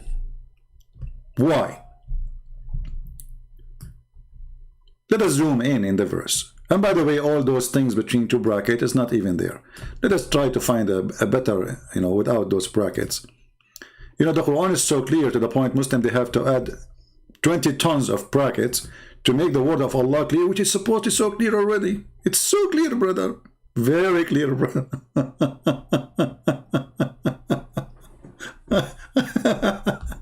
Anyway, read with me. That they said, okay, who is the one who said? The Jews. They said they made a great lies about Mary. Okay, what is that? They say Mary, according to the Quran, Mary, she was not married, sleeping around. But this is absolutely false, because the Bible says it clearly that Mary, she was engaged. And engagement for the Jews is a marriage, but without sharing the house, which means the women, she did not sleep with the husband yet. She did not move to the house of the husband. And they are not, let us say, they are legally married by religion, but they are not practicing the marriage yet. He cannot take her until, let us say, they agree when the day to move to his house, he prepare his house, etc. It is just let us say, a traditional thing. But the marriage is already, she is his wife, which means if he wanna sleep with her, he can, and he will not be accused of anything, because already she is his wife. This is what engagement is for the Jews. The Muslim today, actually, they call it Katbul Kitab. This is something they took from the Jews. Her marriage is written, Katbul Kitab. So, And this is we practice until now in our churches. They call it half marriage, which means they go and they make an engagement. But the Jewish, they go farther than that, and they say this is total marriage, which means there's no additional things need to be done. Anytime they agree to move the woman, she moved to the husband's house, she's his wife anyway. So the Jews, they never will accuse such an accusation, unless they are trying just to insult. And something they can do today, you know, no problem. But this is not based on religion. This is not based in the Jewish scriptures. And then he continues saying, and they said, we killed Jesus Christ, the son of Mary, the messenger of Allah, but they killed him not, nor certified him, but it was made appear to them. This is the DNA guy.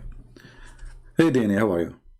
I'm good. So I received a missed call from you. I wasn't at my phone.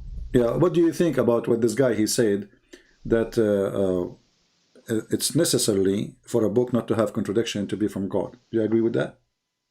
Okay, but the way you want to twist the book, you can get... I don't want to twist you. You explain to me. What do you think? I will make a deal with you. You are the one. You will be the judge. Which one Allah created first? The stars or the mountains? Show the both verses. No, I don't care about you. You are the Muslim. I want an answer from you. Which one Allah created first, the stars or the mountains? Skies got expanded in the. I know which verse you. Oh, I got you. The other verse says skies were expanded. Somad doesn't mean necessarily this is not the order. question. This is not the question. Which one Allah created first, the mountains or the stars? If I give you answer, you should show the Arabic, then I will explain it to you. I will show you. Tell me what verse to show you. I will show you. No problem. Okay, stars. Show me. Tell me what verse. You are asking me. You show me the verse. Yeah, I'm asking you. You are the Muslim, not me. I'm a Christian prince. I'm not a Muslim prince. You asked me. You should show me the verse. I'm asking you which one Allah created first, the stars or the mountains? Which one? Mountains. He created the mountains first. Show me the verse. I will explain. I don't know. I'm asking you. Don't tell me. Show me. Okay, I will help you. I will help you. Chapter 2, verse number 29. What this verse is saying? Chapter, hold on a second. You can show it? Yeah, I can.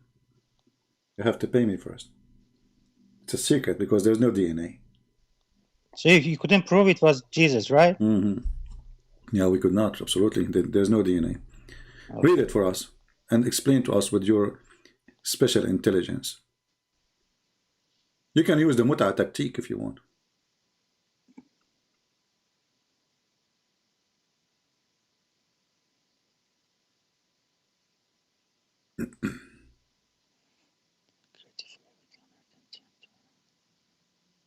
Why you are whispering? Why you are whispering? Read it. Show the Arabic. Read it. Show the Arabic. You don't know Arabic. Do you know Arabic? You see, when you read the Arabic, do you know Arabic? My friend, as long as I show you the verse, I gave you the verse number, I gave you the chapter number, read it in Arabic, go ahead.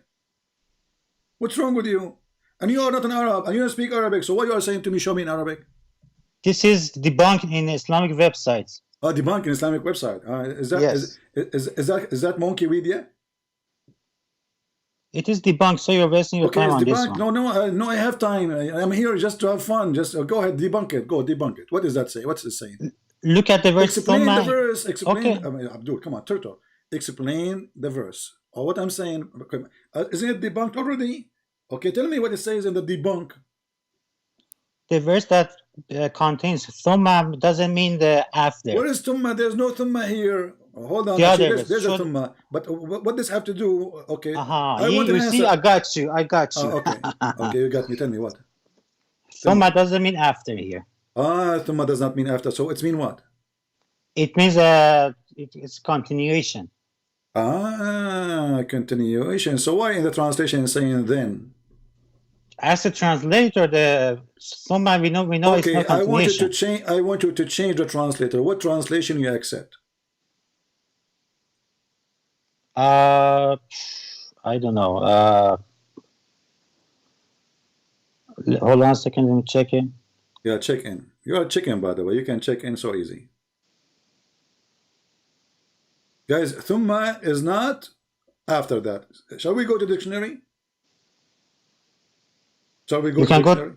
You can go to dictionary. There is a Muslim, hold on, there's a Muslim, he teach Arabic, and he is trying to promote Islam, and he have a class about the word thumma. Shall we play it? Either you have to admit now, I give you a chance to redeem yourself, my friend, from being a liar, or you say, okay, I challenge you to show me. One of the meanings is after. Also, in other sentences can mean Don't tell me continuation. after. What thumma mean? Does it mean after or no? Both. So now it mean after. One of them is after, but in here it means continuation. Here it means continuation. No, it does not mean that. Here we go. Yes, it does. All right, here we go. This is a Muslim video, and he is teaching the Abduls what the word thumma mean. Let me put it in the screen, and everybody will see in a second, and everybody will laugh at you. Let us see what thumma mean. Here we go. This after, you don't need to show it. I said so that. it means after. So why you are lying? I'm not lying. I said this one here. It means continuation. Okay. So you couldn't prove your point. I told you this is debunked. No, it did not. I just admitted that thumma mean. It's not a continuation. It's mean after that. Here doesn't mean after. Okay, where it's okay. Which interpretation saying here does not mean after? Go to the Answering Christianity website. It is debunked. Okay, but Answering Christianity is run by a guy. He's not a scholar, and he is a person. He said there's no magic exists, and he, he made fun of his prophet. He made fun. He says anyone believe in magic is a stupid. Go and watch his debate with me. Do you agree with him that magic is a lie, and whoever believes in it is stupid? So you can't debunk this one, but you jump to another topic, right? You are the one who mentioned to me go to a website. Okay, you go to a website. Tell me what they say in the website. Google Answering Christianity. I'm asking you what they say in the website. The website says this thumma here doesn't mean after. Okay, okay. The website says that. Read it for me. Read it for me. I challenge you. Which becomes a fact. I have to Google it. Whether we can interpret the Quran in that particular way to suit something that is known in the future. And the short answer is, we can do that if language supports that fact. That's one point to note. But the important thing is that the language has to support that particular interpretation. Some people try to fit the Quran with some scientific discovery, and usually these people don't have the right qualifications. See? So this is your Islamic teacher saying, this is what thumma is saying, and some people, they try to make the Quran fit with scientific discovery. So they are liars, and this is a Muslim saying that. Why you want to say that? This is not a Christian Prince. And there's a party called thumma. But the question was, how do we know that thumma does not have the meaning of order? Because scientifically we know that the heavens were created before the earth. So the questioner asked whether that was to do with the scientific knowledge that we have. Does scientific knowledge interpret the way we understand verses? Meaning in the future, if we discover something which becomes a fact, whether we can interpret the Quran in that particular way to suit something that is known in the future. See? So thumma is an order of a creation. This potato, he says in a website it says that, in this website it says that. This is a lie.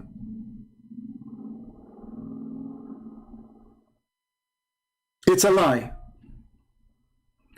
There's no website can say that thumma does not mean after that. Because this is what thumma mean. It's about order. Which one is done first, which one is done after. Of the particle thumma in a specific verse, and in the same context we have also the particle thumma here in this verse, which is describing the creation of the earth followed by the creation of the heavens. Did he say followed by? This is an Islamic person who is a sheikh, supposedly, who is a professional in Arabic, and he is saying those who they are trying to lie about what thumma mean. We cannot do that. Followed by. We will call this Abdul again, even though he's an idiot. But what we can do, he's the only Abdul in the stage. What we can do, guys, sorry.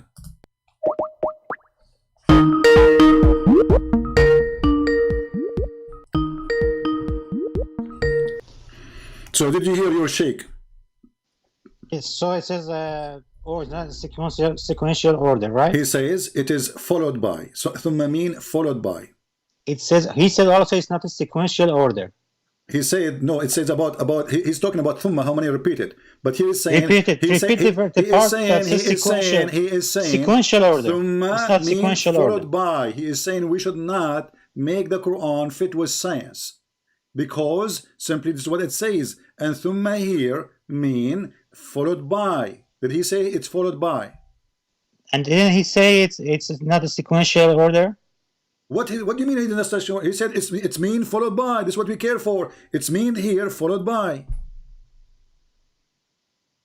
The earth was created and it was followed by. By what? By going to the sky to create the sky. So which one is first? Which one is next? This one is continuation. The Summa Stava, this is continuation. Get lost. Do we have any Muslim?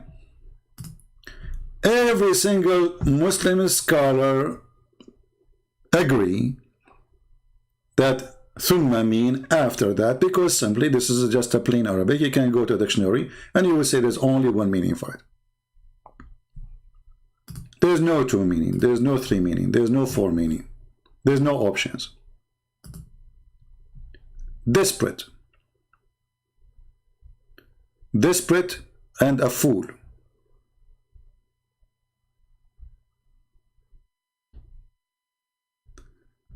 Do we have any Abdul?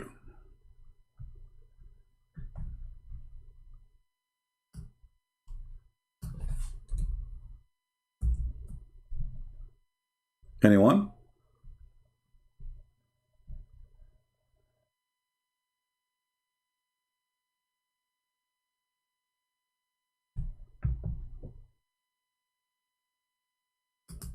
Any one, any two, any half?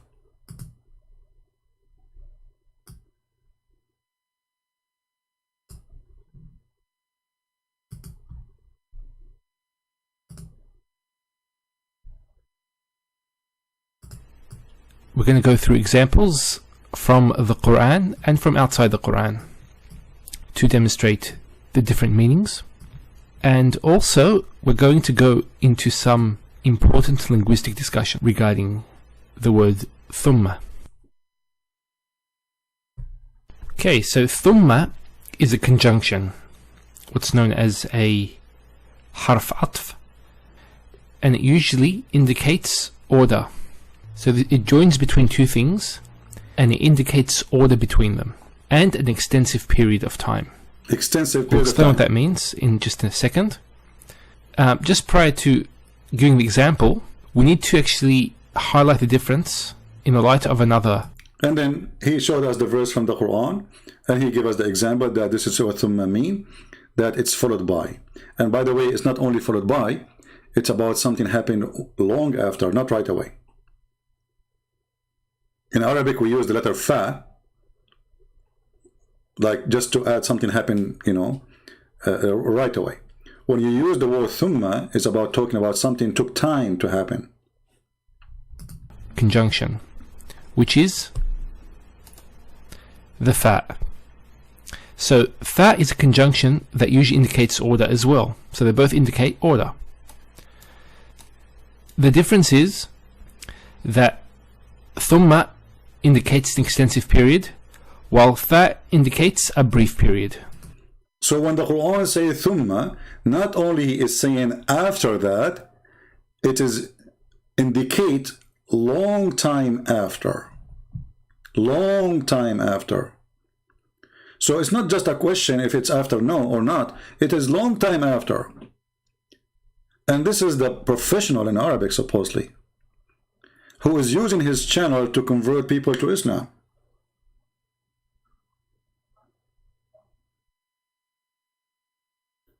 And then you get somebody from India, he do not know how to say his prophet name correctly.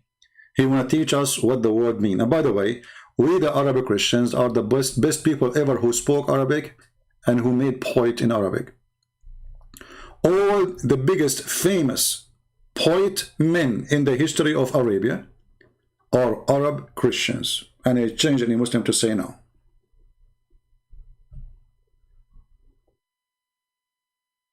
So, Mimi Hijab, he made it clear that he agreed with his God that if the Quran is from a book, not from God, then this book shall have, you know, a contradiction. And the Quran is the book of contradiction. Every page is a book of contradiction. Not in a place, not in two places. I mean, look at this guy. He look funny. He lost his 4 teeth like Muhammad. Do you know, guys, that Muhammad, he lost his teeth? I don't know how Muhammad was reciting the Quran. The guy, he had no teeth. Somebody threw a rock at him, and then he broke all his teeth. And then, how Muslim can receive Quran from the guy when he cannot even pronounce the word correctly? Take your teeth off and see how what will happen to your pronunciation. Right?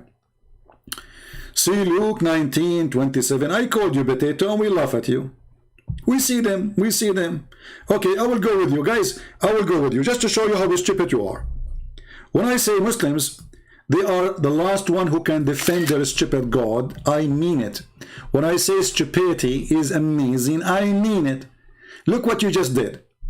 Let us say, for the sake of argument, your post makes sense, which is not, because simply we can defeat anything you claim there. But how your stupid Quran says, I agree with it. When your stupid Quran says, I agree with Luke, I agree with Matthew, I agree with John, I agree with whatever with you, and you are saying, I don't agree.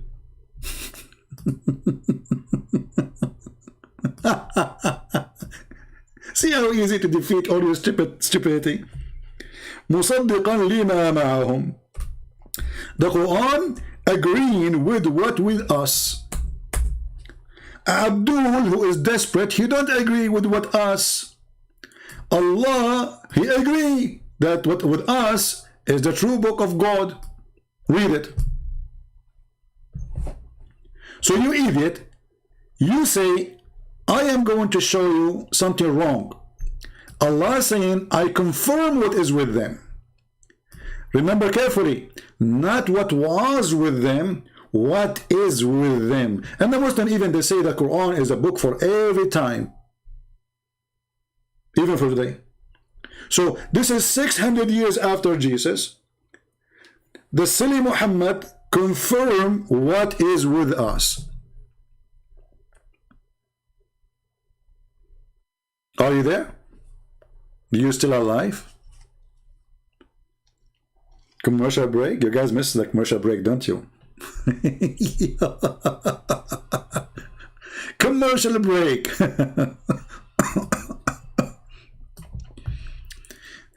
You see, if you start reading the verses from the Bible and you show them that they are stupid and they are silly, they will say to you at the end, you are lying. But what they can say now about the stupid Quran confirming what is with us? What they can say, they will say we don't agree with the Quran. But those, my friend, those people are super intelligent. They are. Half in the shade and half in the sun. And I was half in the shade and half in the sun. And I was half in the shade and half in the sun. And I was half in the shade and half in the sun. And I was half in the shade and half in the sun. And I was half in the shade and half in the sun. And I was half in the shade and half in the sun. And I was half in the shade and half in the sun. I was half in the shade, half in the sun. I don't remember what I have done. I asked the Prophet what I should do. He said, Allah will make you a barbecue. I said, Prophet, don't say that. Please, I will give you my hat. The Prophet, he said, if your hat is full of money and you will give me your honey, I can forgive your sin and you can sit as that. half in the shade and half in the lab of the lat. Half in the shade and half in the sun. Half in the shade and half in the sun. Half in the shade and half in the sun. Half in the shade and half in the sun. While Jesus was making the blind see, Muhammad was busy teaching Muslims not to sit half in the shade and half in the sun. I mean, what an important topic. Was half in the shade and half in the sun. I was half in the shade and half in the sun. I was half in the shade and half in the sun. I was half in the shade and half in the sun. You know what? Isn't it going to be funny if you have half tan, half none? Like half of you is white, half of you is dark? Man, I never thought about that. That would be a nice art. Every day I will sit in the same line, half in the shade, half in the sun. Okay, what will happen if we sit half in the shade and half in the sun? Genius? Shade and half in the sun. So my teacher told me that I shouldn't do that. When I asked for the reason, he said, because this is where shaitan sits. So he's asking me, can you elaborate? Yeah, I can. I can elaborate. What's wrong with you? This is very easy, man. I'm genius. I'm a scholar. I'm a sheikh. Not like you, stupid idiot. Don't you know my name is Sheikh Asim? Aman Rabbi Aman. I can elaborate and increase your rate. I'm a scholar, not like you, berate. Elaborate for us, tell us more. Okay, what is the reason? Easily elaborate. Yeah? This is what the Prophet told us. Look at the explanation. Look how deep. Look how deep. He did elaborate now. The lecturer is over in 2 seconds. Yeah, the guy is asking you the question, what the problem if I sit in the sun and the shade? You say to him, I can elaborate. The Prophet said so. That's it. Okay, the Prophet said so, but why? So now he elaborates. This is the intelligence we are facing. Turtle. The turtle God, the turtle religion, the turtle penis, the God who promised you penis if you believe in him. Penis God. You cannot find better than this one. Why the Gospel of Thomas is fake? Well, Abdul, you stupid idiot. As long you are saying the Gospel of Thomas, why it is fake, why you don't approve it yourself? Just to show you how stupid you are. Do you approve it yourself? Say yes. Say yes.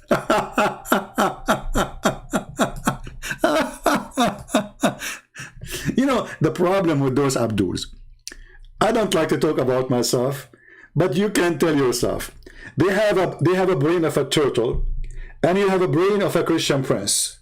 And you can imagine. So Abdul, why it is fake? Do you approve it yourself? You will say no.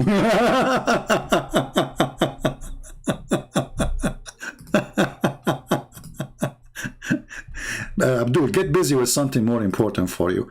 Don't stay in the shade for now. Okay? Half in the sun, half in the shade, it's a problem. Because, you know, the Prophet said so. He's asking me, can you elaborate? Yeah, I can easily elaborate. Yeah. This is what the Prophet told us, alayhi salatu wasalam. Yeah. There are so many things, Yahya, yeah, that we believe without understanding. So how the Muslims come? How come the Muslims, they are discussing verses in the Bible, they won't understand? How come when it's come to this stupid turtle God, they don't care to understand?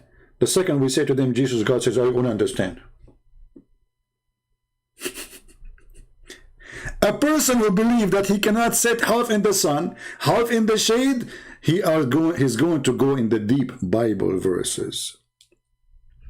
And things go far with the stupidity. Beyond actually stupidity. Look at this guy, look. No, but I can believe and relate because I believe in the Quran. I believe in Muhammad alayhi salatu wasalam, our messenger, and I believe in the existence of Allah. Okay.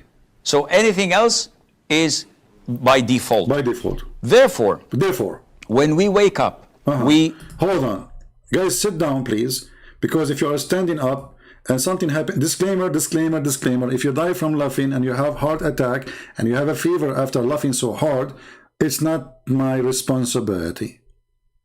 The Prophet is giving his information which he received from God. and what the Prophet received from God is unbelievable information, which nobody knows. When we wake up, we sniff water up our nostrils 3 times. 3 times. And blow it out. Blow it out. Why? Why? The Prophet tells us because Satan or the devil sleeps over our nostrils. Where's the DNA guy? Hey, DNA, can you get me the DNA from the socks of Shaitan when he's sleeping in your nose? I mean, this is very easy. You go to sleep, huh? Wait 10 minutes. After you sleep, Shaitan, he come. He go inside your nose. Close your nose. I mean, close your mouth. Close your nose. And don't forget to put a cork in your anus. By the way, when Muslim Sunni, when they die, they put a cork in their anus. I'm serious. They push cork inside the anus of a Muslim Sunni because supposedly they don't want Shaitan to go inside his anus. If this is not the reason, Muslim, leave your comment. Tell me why. If this is not the reason, leave your comment. You know, remember we showed you the hadith where Muhammad, he said, when you enter the bathroom, Shaitan, he enter into your anus. You know, if you don't say certain prayer, if you don't enter with the left foot, if you enter with the left foot, you become invisible. Right? Look at this, man. This is a religion. This is a true religion. This is something we should consider. Hey, you know, Jesus saying to you, love your enemy, bless those who curse you, you know, making the blind see, walking in water, you know, resurrecting people from death. I mean, this is here wisdom. Here is knowledge, my friend. Here is what you know, that this is somebody, God talking to him. This is God words. When we wake up, we sniff water up our nostrils 3 times. 3 times. And he Muslims, why 3 times? Who will help me? Why we have to wait 3 times? Why we cannot evacuate Shaitan by 1 order from the court? Why it have to be 3 orders? You Muslims don't believe in the Trinity. Okay, no problem. So why you have to do it 3 times?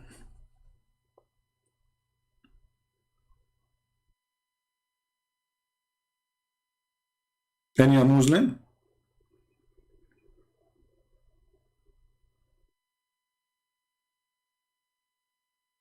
The Muslim, he have to shake his penis 3 times. He have to clean his, do ablution. He sniff his nose, his ears, wipe his face, everything 3 times. Muhammad, he have a statement, he said 3 times. Muhammad, he enter a place, he say assalamu alaikum 3 times. I mean, this guy is possessed with 3 times. Allah himself is possessed with the word 3 times. Allah, he says, in the name of Allah, Ar-Rahman Ar-Rahim. Okay, what is that? 3 names of Allah. Why? Isn't it enough to say in the name of Allah? Why 3 times? Mary in the Quran, Allah told her, don't talk for 3 days. Zechariah the same. 3 times. If a Muslim divorces his wife 3 times, he can't come back to him.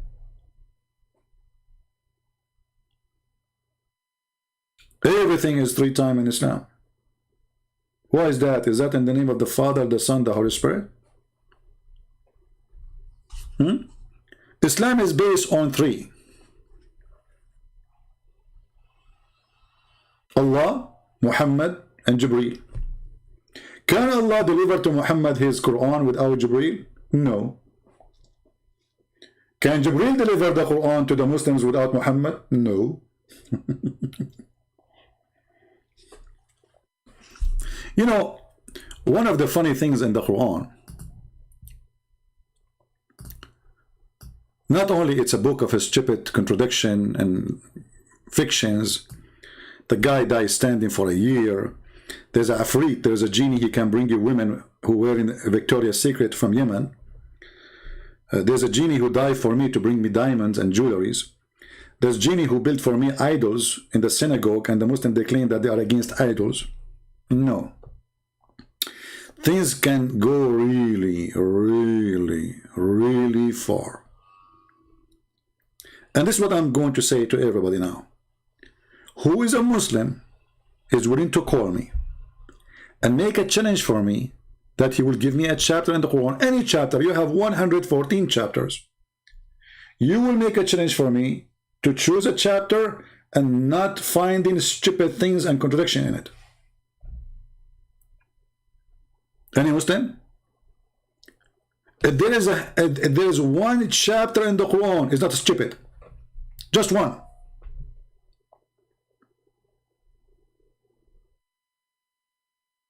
Any Abdul?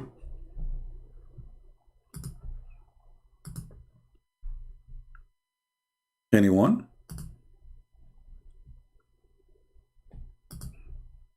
We give the Abdul the opportunity to call a friend, to call the Sheikh to call me. And during that time, we welcome you all with the Christian Prince.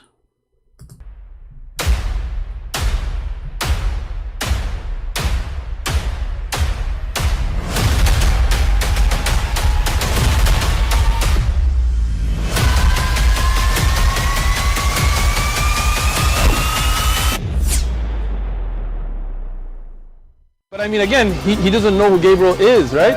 Because he didn't come from an Abrahamic faith.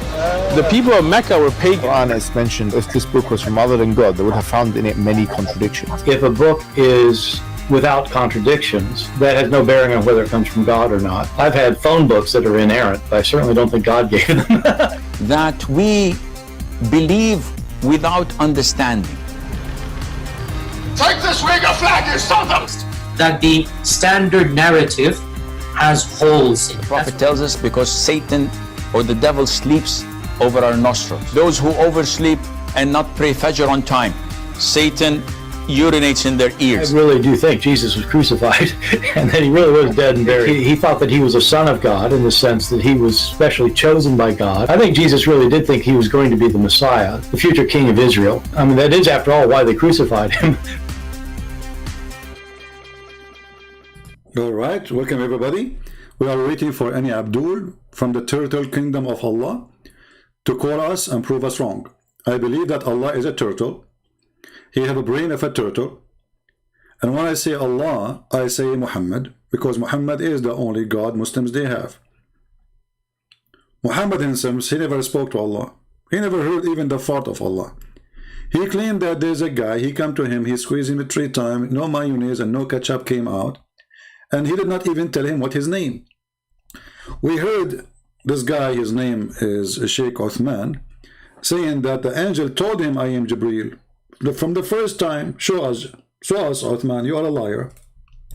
You are a fraud. This is why the other day, you remember, a Muslim, he called me and he says, you know, I asked him how you know about me, why you left, you know. Now, he left Islam. He called me to debate me first time to get me busted, you remember? Then he decided after that, after 2 debates, if we can call it a debate anyway, to leave Islam. And I asked him, why you came here? He said, because of Sheikh Uthman. So because of Sheikh Uthman, and he said Sheikh Uthman is a liar. Because of Sheikh Uthman, he is out of Islam.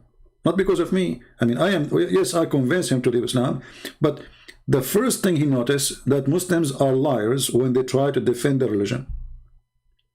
And then any decent Muslim, he will start asking himself why we are lying to the Christians if we are following the true God. Any Muslim can call me? Who is a Muslim Sheikh is willing to call me immediately? Mayday, Mayday, Mayday.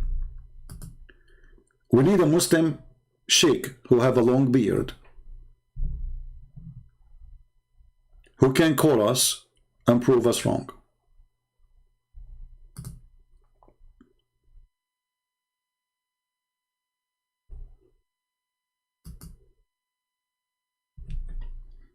Any Abdul?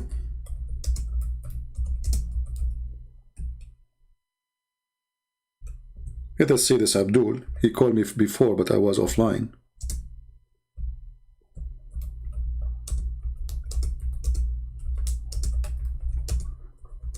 But he might be asleep, you never know, depending on his timing. So I don't want to call until he answers. Any Muslim would like to call me. I have a challenge for you. Name for me 1 verse. Sorry, one chapter. Even verse, I go with it. In the Quran is not silly and stupid. It's a challenge.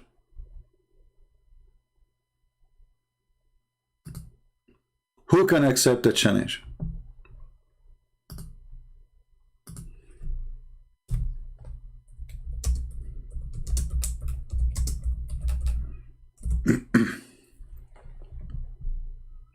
Anyone? I'm looking in my list here in the text I received in Skype to see if Muslims, maybe we can get one. I'm looking at the old text. Look like we have a bankruptcy now. No Muslims, no more. No Muslim believe that Muhammad is really a prophet, no more. How can you say Muhammad is spitting the moon?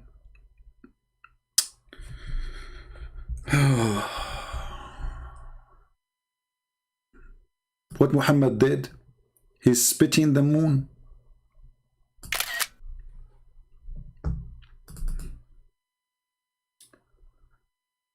Lord have mercy.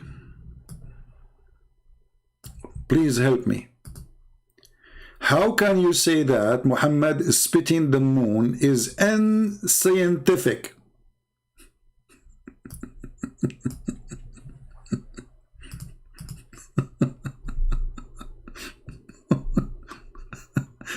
Your prophet, he spit the moon? Are you sure he did not do poo with the moon? He spit it. Ah, you know what? I thought he was just doing boogers, but looked like there's moon inside. He was spitting the moon. Abdul, if I go right now to the verse, you will see nowhere it says that Muhammad did anything. Just to show you how stupid your Quran. Let us go there.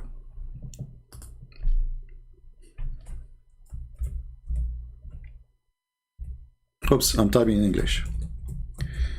Okay, you have to switch always the language, you know. If we go to the Quran, we will read this and we will see how stupid the author of the Quran. Shouldn't you introduce for us what happened? The hour of the judgment day is nigh and the moon is cleft asunder. Who did that? Is Muhammad involved? Where it says Muhammad, show me. Where even it says Allah is involved. Or what the Quran reporting is there is a, obviously it's an eclipse. And the Quran here report that there's something stupid of Allah because he claimed that this is the start of the judgment day. It is the start of the judgment day. A Muslim saying to me, I'm hiding. My friend, I am like Allah. Allah in the Quran, he says, he speak to anyone. The difference between me and Allah is different. By the way, they're different. I go and do lectures. I travel to countries to teach. Allah never show himself. Allah, he says, I never spoke except from behind a veil. Allah is a female.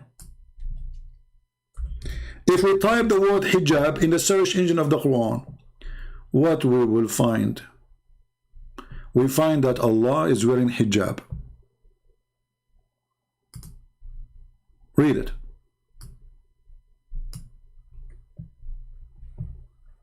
Do you see it?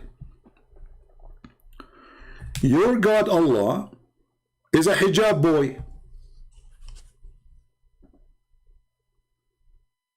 I'm waiting for you. Prove to me that Allah is a male, not a female. If he is a female, why is he wearing hijab?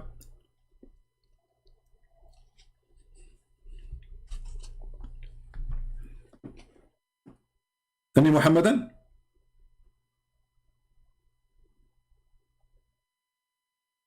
You finish, boy. This is why you see when you call somebody like Muhammad hijab is an insult. Obviously, his family, they were not like, you know, brave warrior. You know, they are feminine. This is why this guy, he shaved his chest the day before he want to go to take off his t-shirt. Go watch his previous videos. You will see he have hair in his chest. In the last video, he did TikTok visitor. There's no hair. Hijab is a female. So you call a person, you are wearing a veil. Even Uthman, he tried to insult me. He said the Christian prince wearing a burqa. Go watch the video. It's an insult. It's an insult to have a burqa. So Muhammad hijab, his last name is burqa because all the men in the family, they are wearing burqa. Otherwise, you tell me why they call them this name. And this is your God himself is a female too. He is wearing a burqa. I challenge the Muslim to tell me why Allah is wearing a burqa. Give me a reason. Is he hiding? Is he sexy and you know it?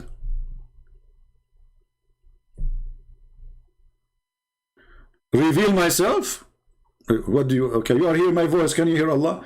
And no, I reveal myself. What that will do to you? What that will do to you? You will send me your daughter to do mut'a with me? CB will never reveal himself. Silly people. Silly. I reveal myself. I spoke to the elf. He told me that Santa is a true. You made Muhammad a barbecue. And this is why I'm here to do any wish for you. It's a wonderful time. It's a Christmas time. And Muhammad, because of you, he become a barbecue. I'm here to thank you. I'm here to invite you to the North Pole to enjoy the drink with the brother Paul, because you made Muhammad a barbecue. I will go to the North Pole, and our brother Paul is waiting for me, and we will have fun. Christian Prince, Paul will say to me, Christian Prince, I cannot believe it what you say when you are alive. I say, come on, Paul, you can do better. I mean, you are the one who bust many people at that time too. He will say to me, but at that time there was no internet. Unbelievable. Any Abdul? Why you no call me? How I can call you? Erdig. Why you no call me? Look at this. I mean, this is deep. This guy, you can tell he have a lot of hashish. Why you no call me? That's something. Why you no call me? I don't know what to do with that now. I'm getting dizzy. Sometimes I have a cross eyes because my eyes go across their words and I get dizzy. Why no you no call me?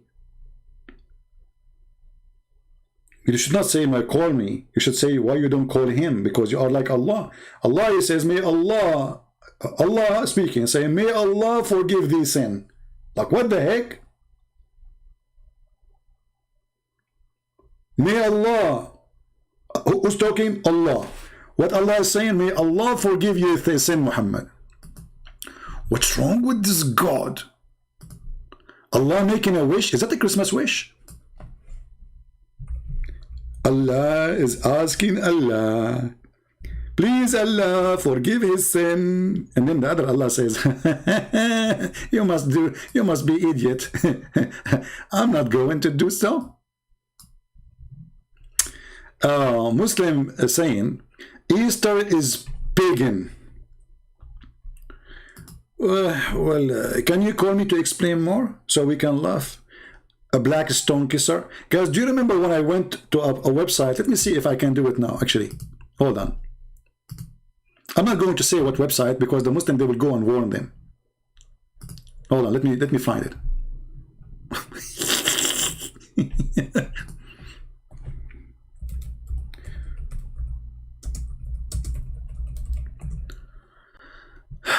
So I went to a website. Let's see, I'm trying to find it.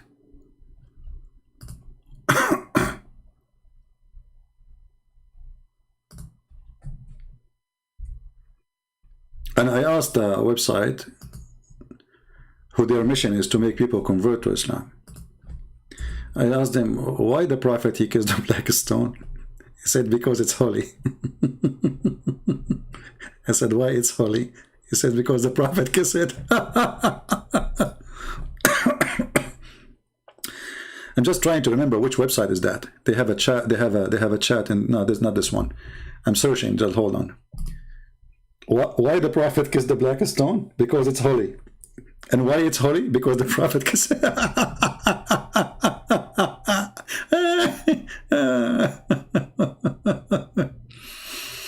Oh boy. Don't tell me they closed the website. I cannot find it. Let's see.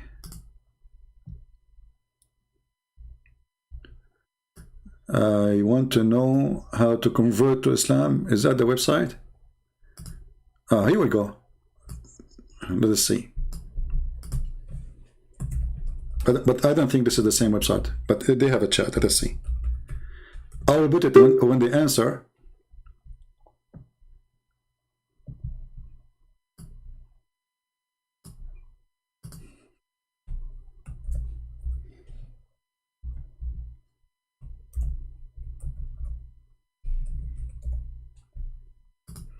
Okay, they are asking about email. We will give them whatever email.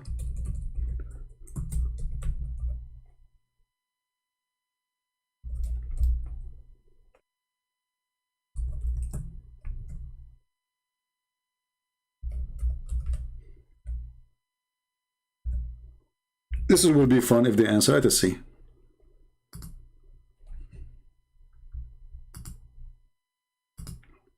I sent them a text, and now we are waiting for them to answer.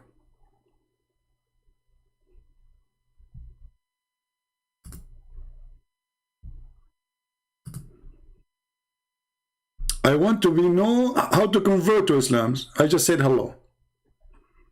And I'm waiting for them to answer. Let us see. And you will see the most hilarious, silly, stupid answers ever. Just wait for it.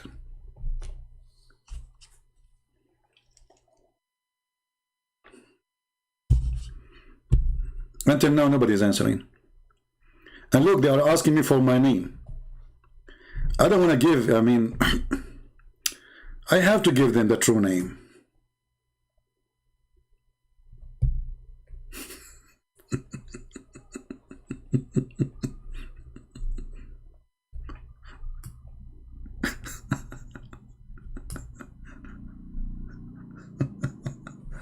Tom and Jerry. Let us text them again.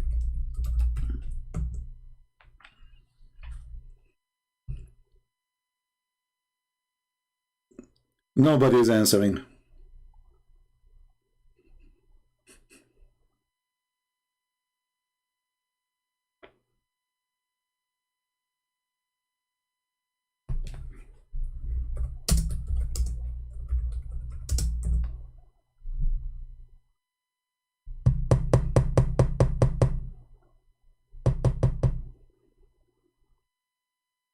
Hello, you should be connected in a few minutes.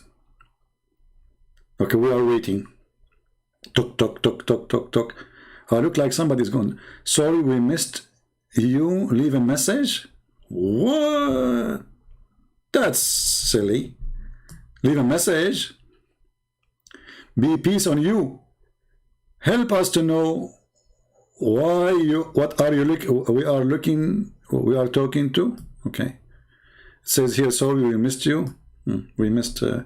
Let's try a different website. What we can do. This one is turned to be a potato. Okay.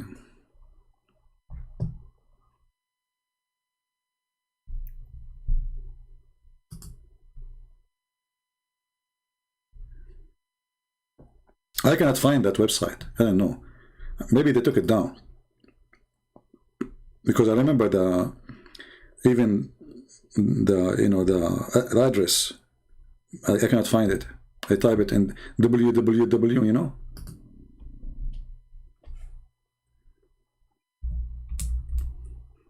Look like the website is taken down.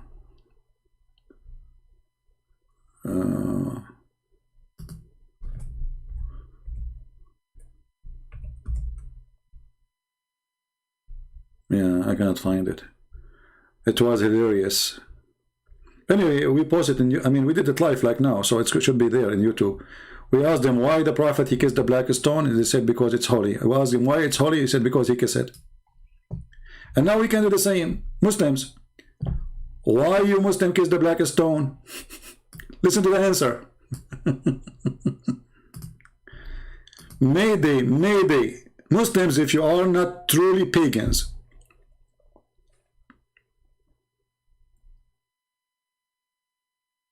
explain to us why the Prophet, he kissed the black stone, which is in the shape of a vagina. Any Muhammadan?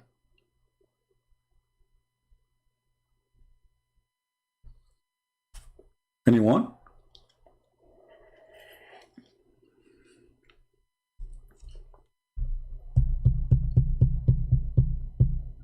Anyone? Okay, any two. You see, you say to a Muslim anyone, they get scared. Any two. Any four? Any 44?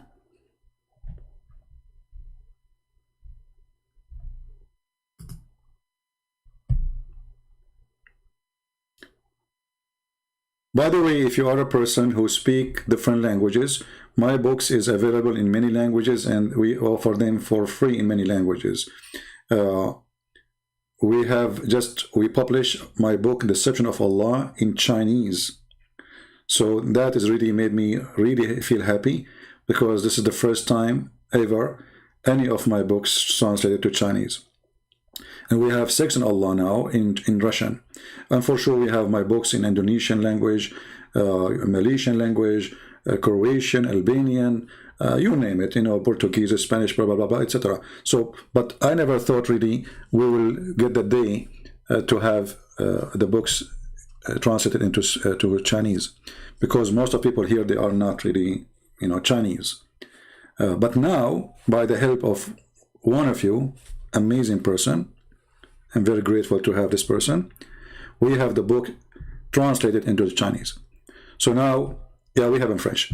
So now, the secret du Prophet Allah, you know, the Prophet, sorry, the secret du Prophet, you can search it in Amazon. So, and actually the French translation is better than my book in English. I will tell you why.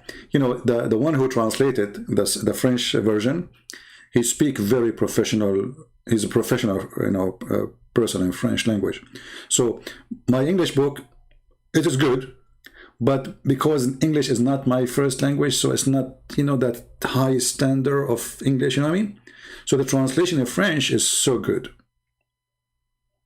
So the French translation is wonderful. I don't know French. This is what people told me, the one who read the book, you know.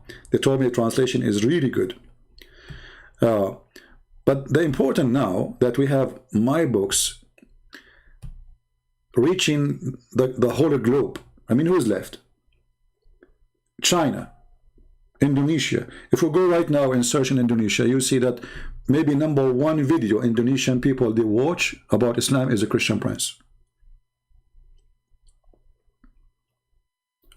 We made the Ustad of Indonesia's the joke of everybody. Do you know that? Muslims saying, do you know that the church played to death? Hey, my friend, don't give me a stupid statement. Your prophet, he prayed to death. He believed that death is a person. Get lost. That's why Allah will slaughter death in the day of judgment. This is how silly your God. Allah will bring death and he will slaughter him, as if death is a person. Stupidity. Hindi, you see, most of Indian people, they speak English, right? So we are able to reach to India because simply, I think #1 language is spoken in India is English. Every Indian person go to school, they don't teach in Urdu, they teach in English. So all of them are receiving, you know, the knowledge. Do we have any Abdul?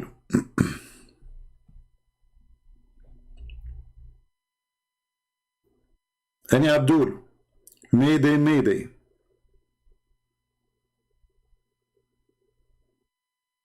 Allah, he prayed to Allah. Allah, he asked his prophet to kiss a black stone. The black stone is the right hand of Allah. The right hand of Allah, they look like a vagina. The right hand of Allah is gone. There's nothing left. There's a few little rocks. You see, actually the black stone is a clear proof that Muhammad is a fraud. Why? Because according to Muhammad, the black stone is going to witness for Muslims in the judgment day. Okay, so what the problem? The problem is nothing left of it. There's nothing left of the black stone. When the Muslim, they say to you, the black stone is holy and we kiss the black stone and they have a guard to protect the black stone, the reality is there's nothing left of that stone. There's little tiny rocks inside and it is surrounded by wax.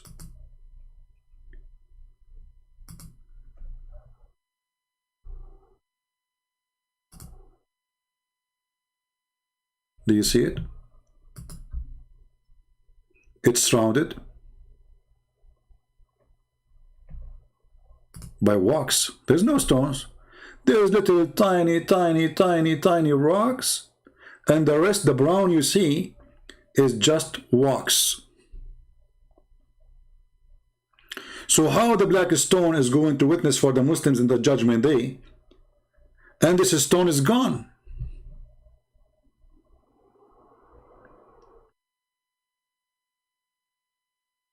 How Allah could not protect his stone, which is the important. This is the one who is going to be like part of the court system of Allah. Ask any Muslim, is it true that the Prophet said, the Prophet between two brackets, said that the black stone is going to have eyes and tongue and is going to witness to Muslims? So why nothing left?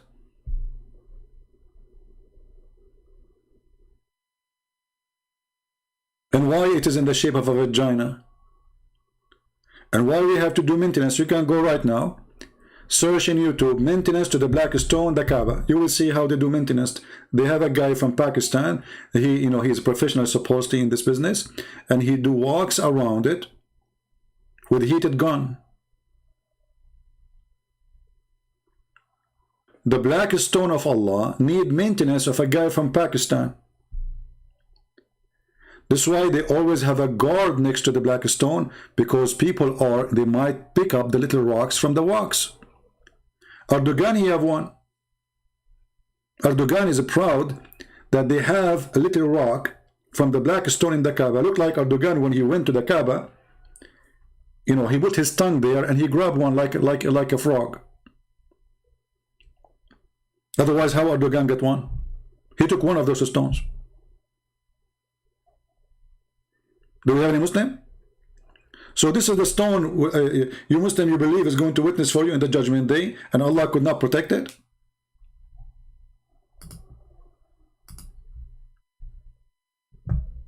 We accept all kind of colors, and I would like to see Indonesian Ustad. You know those Ustad, they just make money from those poor. There's the guy, his name is Abdul Samud. His name Samud, right? Like the idol of Mecca, Samud. He take $5,000 for a speech of 2 hours in any place in Indonesia. $5,000 at least. And for sure they pay for his hotel, car, food, $5,000. Me, I don't even take $5. It's for free. All of you are here. All of you are welcome. You don't pay me even $5. He got paid $5,000, yet he cannot answer anything about Islam because he's a potato.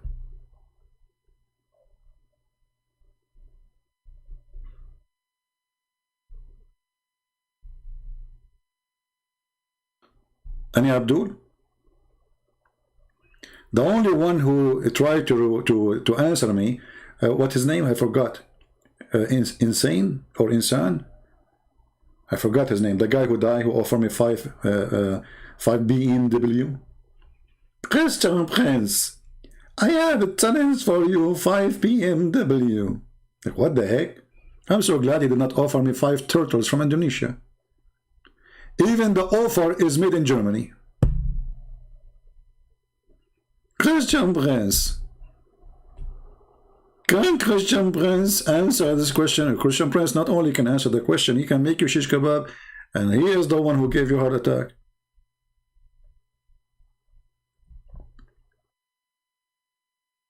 Any Abdul?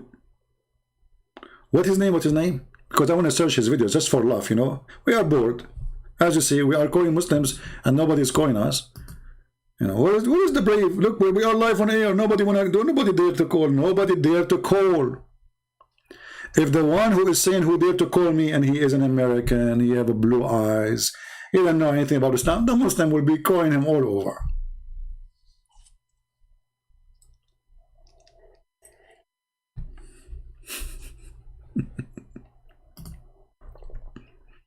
In my scenario, we got a Muslim, he asked me for Jesus DNA. That is the best they can do. What he want? He want Jesus DNA. His name is Ustaz Insane Mortadella. Okay, hold on. Insane Mortadella. Hold on, let me search for his name. His last name is Mortadella. Oh, hold on. Moko Ginetta. Moko Ginetta. Okay. All right. You know, somebody was saying mortadella. I like mortadella. I like morta and della together. Hey Della, how are you?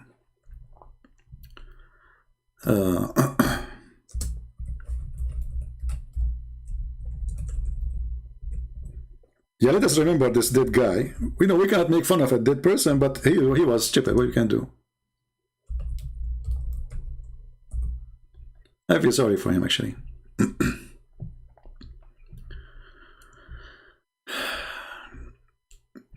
Episode number 1. Are you ready? Episode number 1.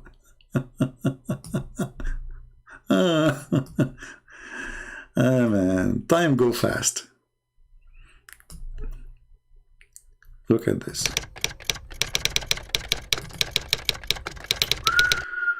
What? Hold on. Mr. Insan Makagonita, in your opinion, how can we answer a lot of blasphemies toward Islam, Quran, Prophet, Muhammad, and Allah by Christian Prince? Huh? So now the Muslims, they send an email for, hey Christians, I have an idea. Why you don't send an email like this to the Ustaz? Don't say you are Christian, don't lie. Just say how you can refute this guy. Can you do that, Indonesians? Say, don't you see what this guy doing? Don't you see how many Muslims leave Islam? And don't you see how many people watching his videos?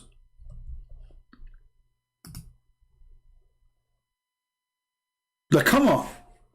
So who is the Ustad? He have the guts. Like this guy, he did not have the guts to speak to me. But he tried. He's a genius.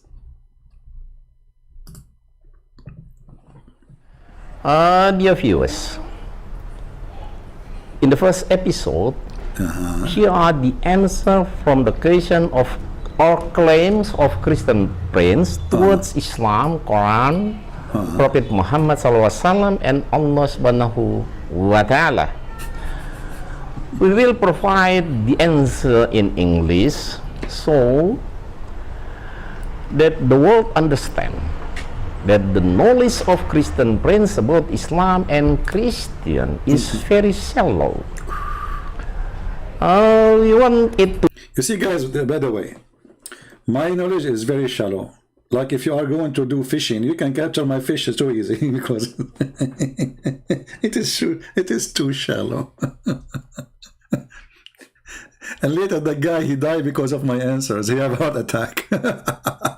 To be done fair, so we hope he will open his face marks and we have a face-to-face dialogue. This is face-to-face dialogue now? Guys, this is face-to-face dialogue. So why the Muslims, they say show us your This is face-to-face dialogue. The videos will be divided into many episodes and titles, and are presented using English and Indonesian. Subtitle is provided. Okay. Now, for the first episode, we begin about Trinity. Assalamualaikum warahmatullahi wabarakatuh. Like, what the heck? Now you started? So all of this was what?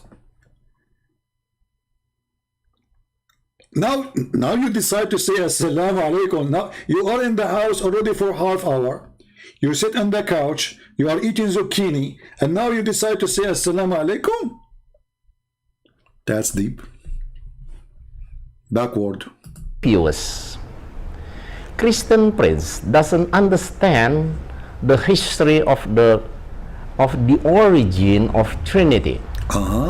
It appeared in AD 325 when the conference of Naik from 20th May to 25th June AD 325. At the time, bishops and leaders of the church gathered in order to talk about the status of Jesus, led by King Constantine. Since at the time there was a group of Arians who argued that Jesus wasn't God, while this is the first lie. You go check, you will see that Arians believe, those Arians, they believe that Jesus is God. So those guys are just the potatoes. They have no idea what they are talking about. Because the conference which happened at that time, it was not about if Jesus is God or not. It's about Jesus was, there's a start when Jesus came to existence, or he was exist from the beginning. That's all. This is why when Muslims they speak with stupidity. Anyone can go right now and search for the name he just put in there, and you will see this guy is not telling anything truthful. So Muslims, my experience with them, they say anything to make the crowd happy. Muslims, sadly, they don't go and they don't confirm what their stupid teachers say to them. Whoever say to you anything, Christian Prince, Muslim, whatever, always check out if what they say it's true or not. Don't take what people say to you for granted. So Muslims, who is the one who agree with this guy? Is it true that this person, he believed that Jesus was not God? This is absolutely false. So stupidity is beyond imagination. The guy did not even start, he made a poo-poo. The guy did not start yet, and he made a poo-poo. Because all the Christian sect, doesn't matter, even the one we believe they are heretic, they believe that Jesus is God. The conference was not about if Jesus is God or not. The conference was, is Jesus start to exist in a certain point, or he exists with the Father from the beginning? That's all. Otherwise, all of them, they agree about the same thing. Jesus is God. Even they believe in the Father, the Son, the Holy Spirit. The question was, in this sect, when Jesus came to exist, when the point of the existence of Jesus. But the Bible says, in the beginning it was the Word, and the Word was with God, and the Word was God. And then the Word became a flesh. So that is Jesus from the beginning, the Word of God. Jesus said before Abraham, I am. That means his existence have nothing to do with the day of his birth. That is the existence of the flesh between us, born as a human between us.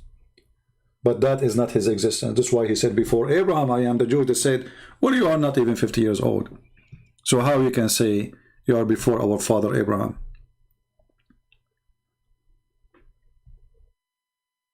You are not even 50 years old. He said to them, truly, truly, I say to you, before Abraham I am, and Abraham, he saw my day and he rejoiced for it. So the Muslims, because they are so desperate, they have nothing to say. They come with any answer they wish, and all their answers proven idiots. Oh, Ahmed, you know, call me. Why you don't call me, my friend? Why you don't call me? Call me to see if the Muslim is right. Who dare to do so? Who is a Muslim? He dare to do so. Any Abdul? Because I can get you busted even from the Quran, you idiot. I can get you busted even from the Quran. Because the Quran, not in a single place says that there is some Christian, they say Jesus is not God. The Quran says the Christian they believe and the Jews believe. So how come your God even do not know about that? Hello?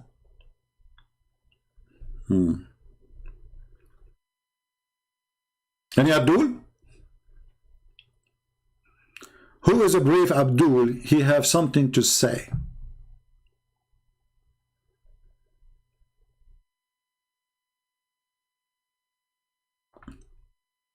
Some saying, giving the names of list, saying God has raised up CP, David Wood, Rob Christian, Osama, Dark Dog, etc., etc. My friend, some of us, sadly, they hate Muslims. You see, Mimi Hijab, nobody knows about him, but by the help of our friend David Wood, he have 500,000 subscribers.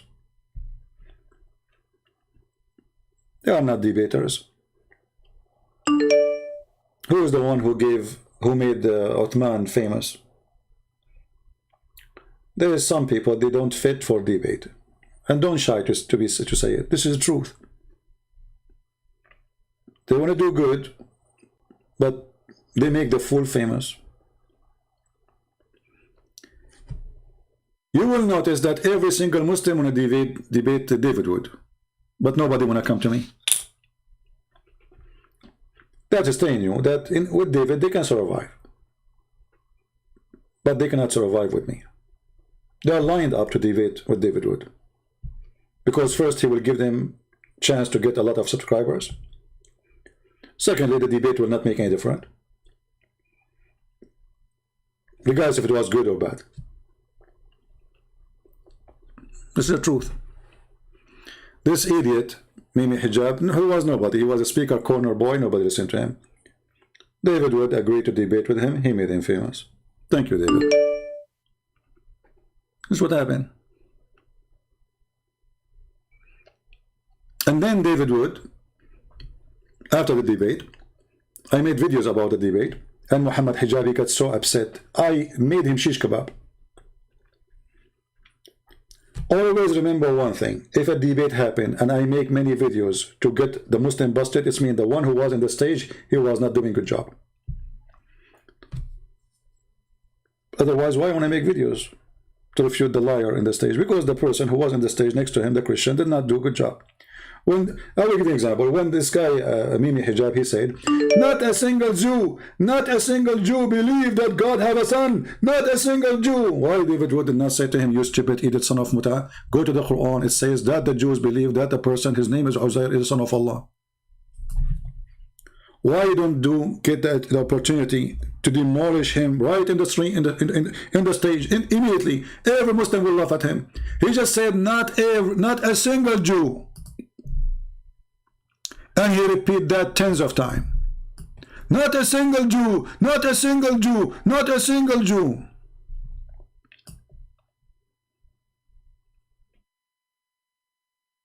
It was a time to make a barbecue. He did not answer him, because he just demolished the Quran. One single verse alone is enough to demolish all his statements. The Quran says that the Christian, they believe that Jesus is son of Allah, and the Jews believe that there's a guy, his name is Uzair, not Israel, is a son of Allah. It doesn't say one Jew, it says the Jews.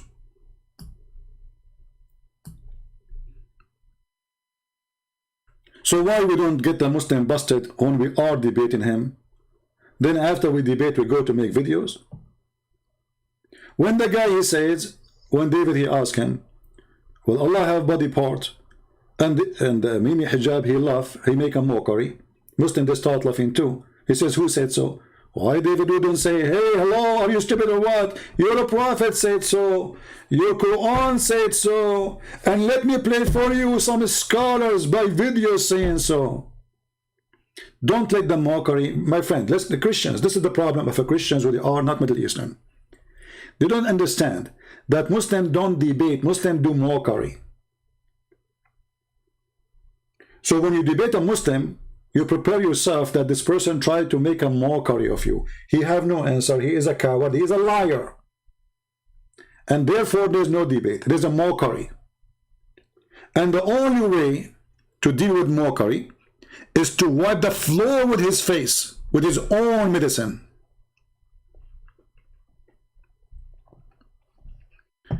Okay, Ahmed, you tried to call me, my friend. Just text me. Look at this guy. MashaAllah, he is quoting Quran for me. Look at this. This is, you see, this is Muslims. This guy, he just recited Quran for us. His mouth is so clean because he is following the Holy Prophet. And now I will call you. Get ready.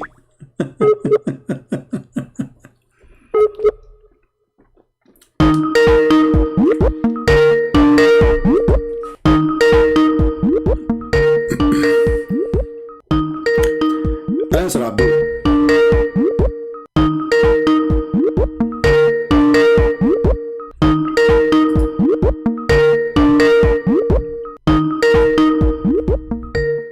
Potato, answer.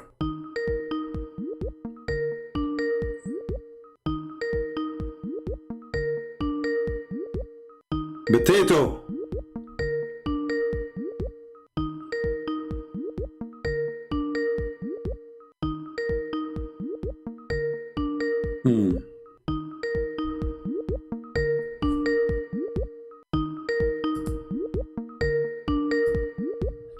His name is Muhammad. That explains why his mouth is filthy. Muhammad is unavailable. Where you go, Muhammad? Where you go? Try to clean your mouth? Your filthy mouth? Potato.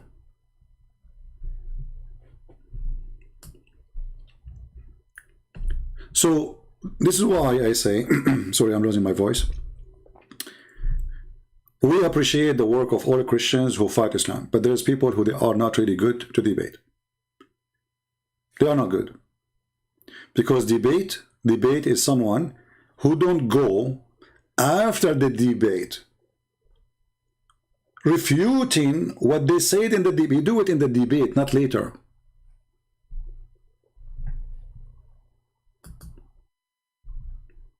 Right? When they went to Uthman, they start talking about philosophy. What philosophy? I mean, those people, they are doing shish kebab, hummus. Are you going to a coffee shop talking about philosophy now? Who cares about philosophy?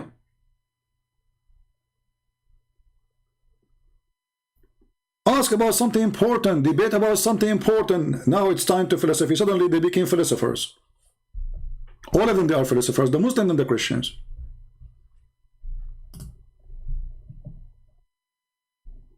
Even Mimi Hijab, he has his own website, he says, a philosopher. Mimi Hijab is a philosopher. Is it philosophy is against Islam? Philosophy is against Islam, but all of them are philosophers. So we support those Christians, whatever their names, including David Wood. He is, he is a wonderful person, by the way. But I say that they did not learn yet that debating with Muslims is not a debate, because you cannot debate a liar. You have to corner a liar.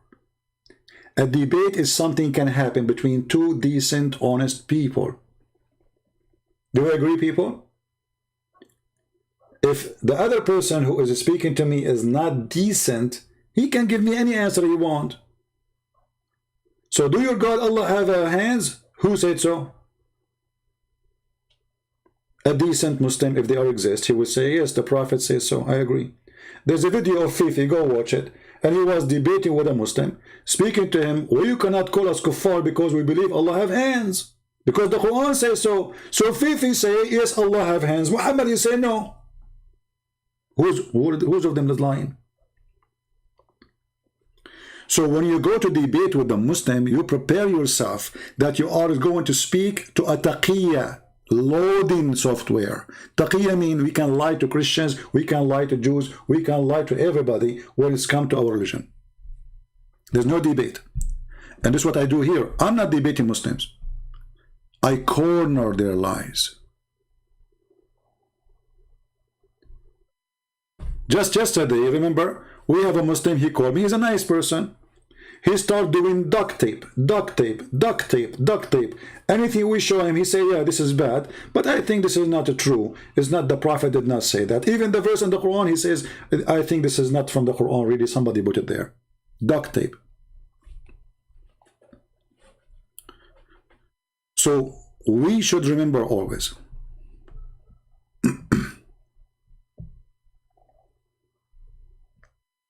Go, Ahmed. You are just a filthy mouth. Go. Obviously, your mother, she is not good to use such a language with me. I think you are born from muta. Don't come here. Go clean your mouth first.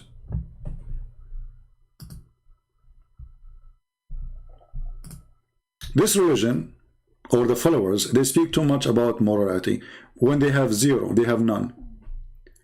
A woman in the Middle East, she can't walk alone in the street. Do you know why? Because Muslims, they have a lot of ethic. To the point, a woman, she needs a guardian. Do you see how much ethic? Not a single window in the Middle East does not have bars. Do you know why? Because there's no thieves there.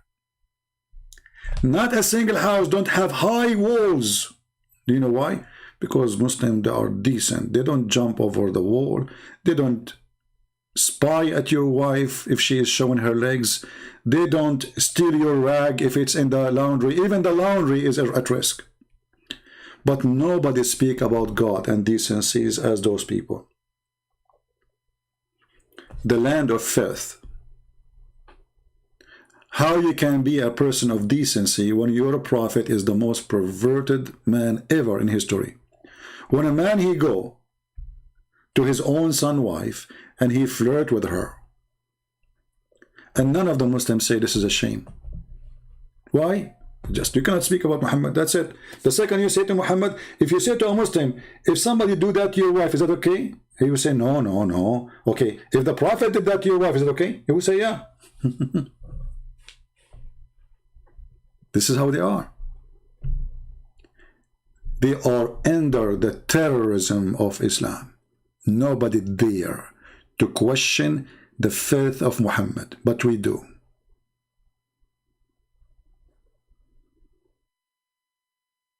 Do we have any Abdul? At least he have a clean mouth to speak to us without the F word. By the way, you can say the F word as long as you're reading Quran, because the Quran is full of it, or the Hadith.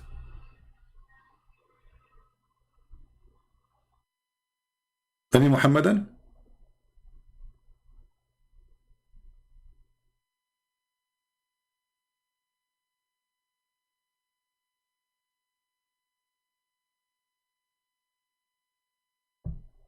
Anyone?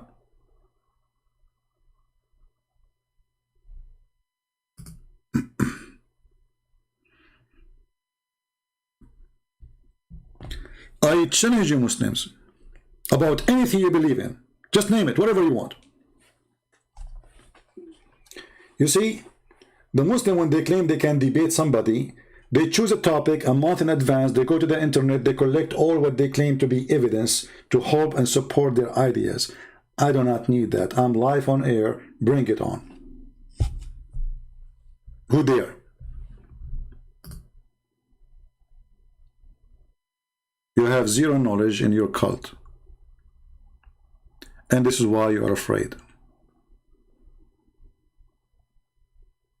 And it doesn't matter how much a sneaky snake you are. I will grab you from your head, not from your tail only. Try me.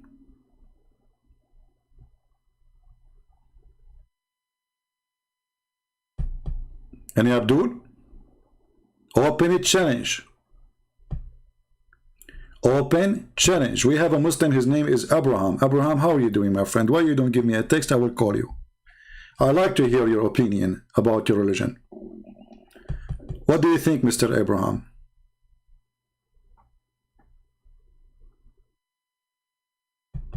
Are you there?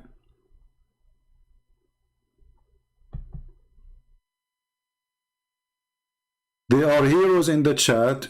They are zero to call me.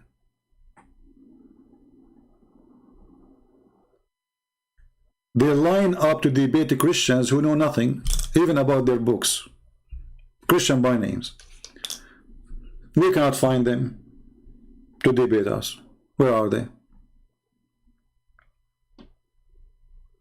The last one who called me, he agreed the Quran teach that Muslim women, they can rend their vagina.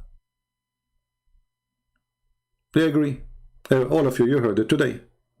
He said, what's the problem?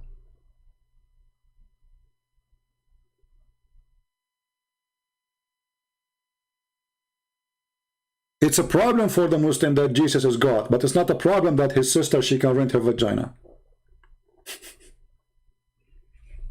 Do you see the madness of this stupid religion? How awkward it is.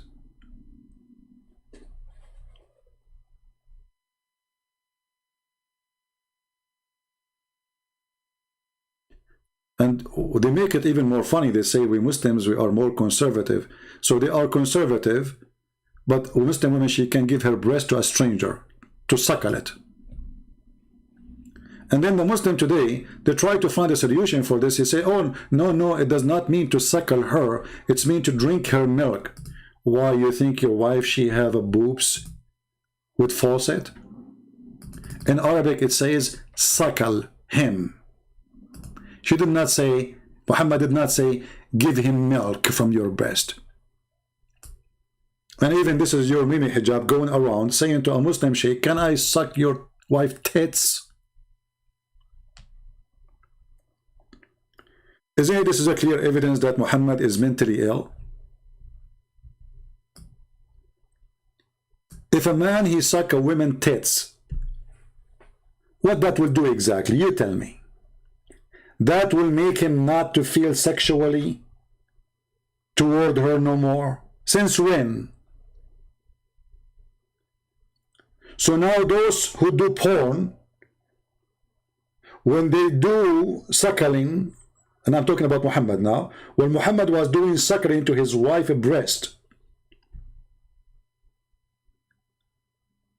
he is not having any sexual desire to them no more. Is that like the nature of a human being? When you suckle a woman's breast, you lose your desire? Isn't it obvious that this person is making fun of you?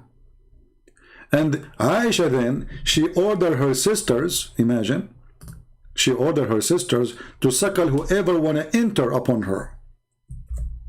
So now it's part of the state system. You want to meet the wife of the king of the Muslims, the fraud Muhammad, you have to go to the office of Aisha, sisters and nieces. And there's many women who they are relative to Aisha. Their breast is coming out. Boing, boing, boing. And then you sit in their lap.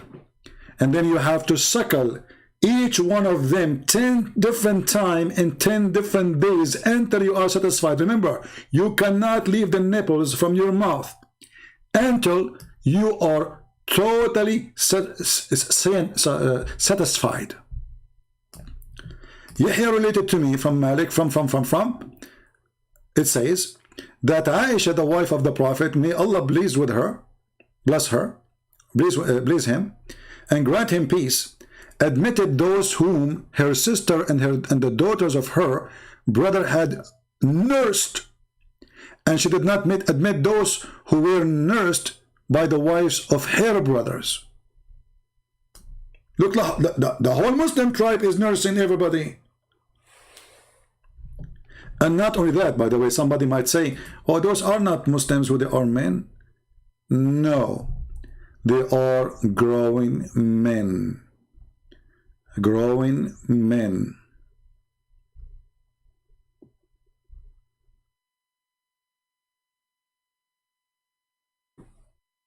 And there's tons of hadith about it.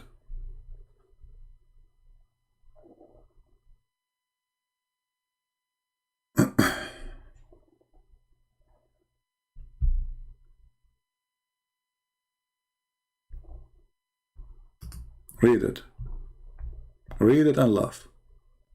All those hadiths speaking about Aisha, the wife of Muhammad, ordering her sisters to give their nipples to a growing man with beard. And the purpose and the logic is to meet with Aisha.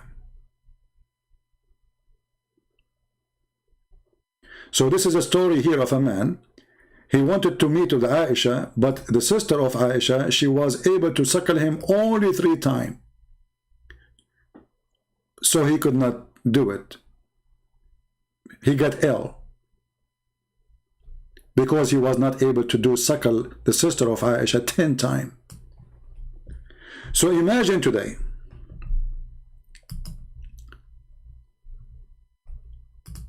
I go to meet with Aisha. I have to go to her sister and she have to give me her boobs and I have to suck her nipples 10 times. And what is the purpose? I can meet with Aisha.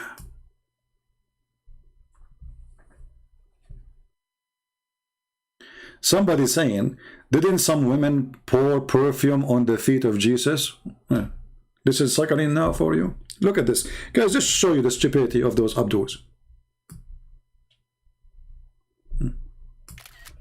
If a woman, she pours some perfume on Jesus' feet, it's the same as women suckling. Adult man. This is the same for the Abdul. Look at this. Look at this. I mean, how far stupidity can go? How far?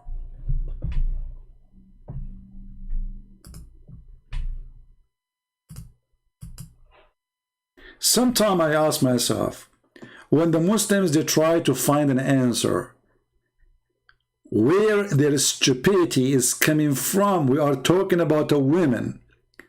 She gave her chest to a grown man with beard. He is not her, I mean, even if it's her son, which mother she will give her breast to her son, even if he is her son, he is her son. She will give her breast to someone, her son is 30 years old. No woman will do that. And no son will accept such a thing. Your prophet is a perverted man. And now the man, he suckled Aisha's sister 10 times, let us say. He's not going to sleep with Aisha no more. Oh, because he slept already, he have enough from Kulthum. Do you have orgasm from Kulthum, so he do not need Aisha now? And why 10 times? What about 9? What 10 times will do?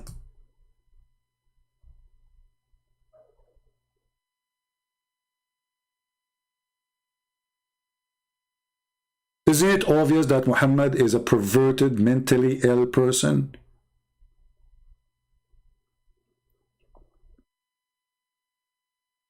This is God.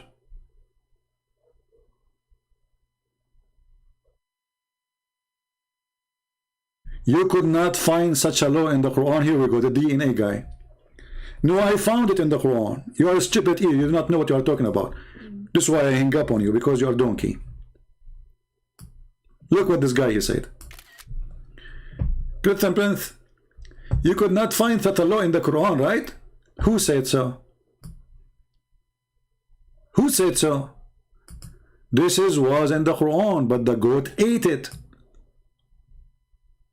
Let us go to the hadith.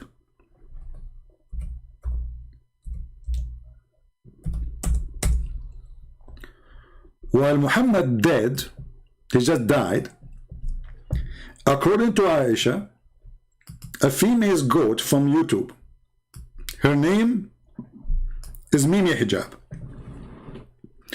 She went to the bed of a prophet. She took off her t-shirt and she jumped in the top of the prophet when he is in the bed. Remember, the Quran is under the pillow. In the top of the pillow there's the head of the prophet. So the goat, she cannot eat the Quran unless she move the head of the prophet and flip him from the bed. So let me draw the situation for you. Hold on. You know I'm very good in art.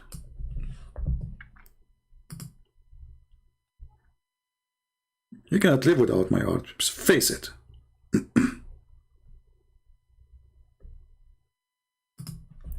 So this is the bed of Muhammad.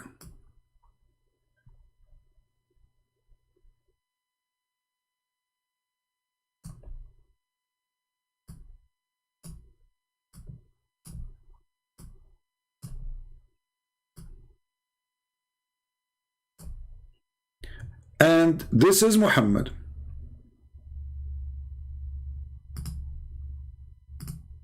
We will change the color so you can see it. This is the Prophet Muhammad head. This is his body.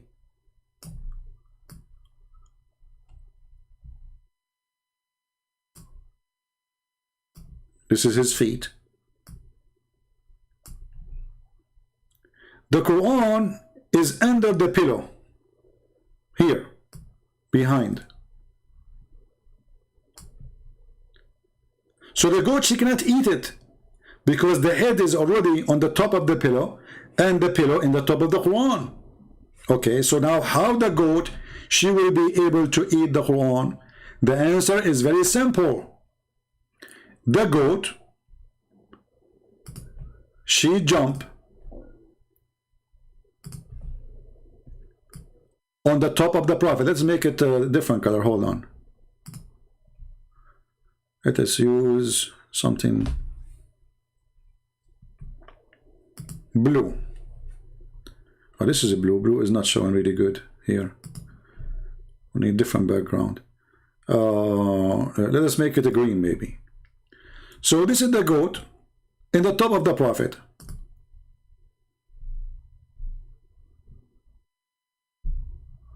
Let us make it yellow, man. I mean, there's no goat is yellow, but Allah can make it yellow. You know, you never know. She might be yellow. Yeah, that's better. So now the goat is in the top of Muhammad. May Allah be pleased with him. And this is her head. Meh, meh. And the goat, she's asking herself the serious question: how in the world I'm going to get the Quran now? Meh. She said, okay, it's very simple. Let me flip Muhammad from the top of the bed. So the goat, she flipped Muhammad. She threw him from the bed. Muhammad is gone now. And then she flipped the pillow. No pillow no more. So what is left now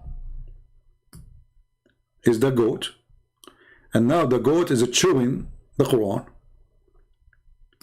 Let us draw the goat again because we have to erase some of the goat. May Allah bless her. This is the goat.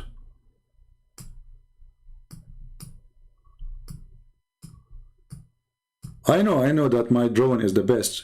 I understand, you know, I'm born this way. What I can do? I mean, I cannot stop my skills. So this is the goat, and this is what is left of the Quran. And the goat like, and not only this, what making this story suspicious for me, that the goat, she did not eat the whole Quran. She flipped the pages, and she chose certain verses and certain chapters.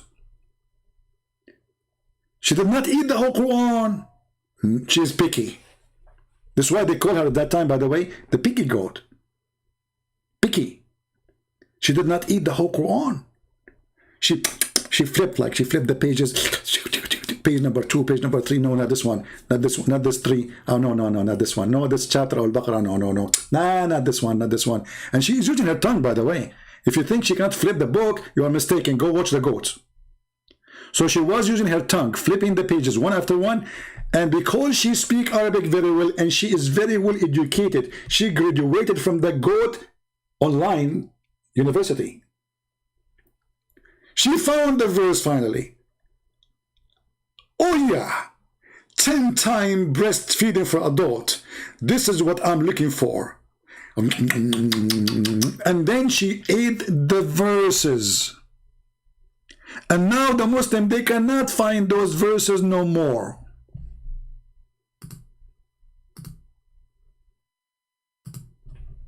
This is a religion.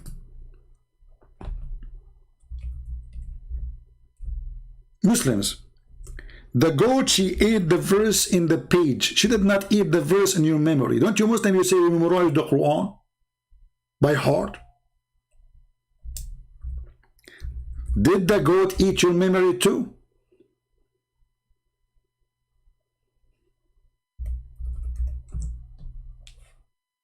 So I find that this was an excuse story. So the Muslim Sunni, they will delete the verses from the Quran because obviously they are ashamed of such teaching. So what we will do, let us blame the goat. But who is the naive in the world when I believe in such a garbage story?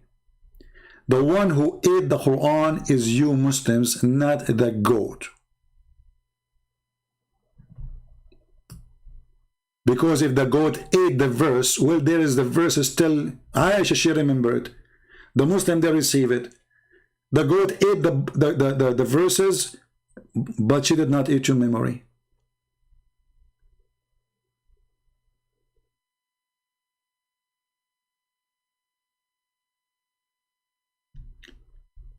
The problem is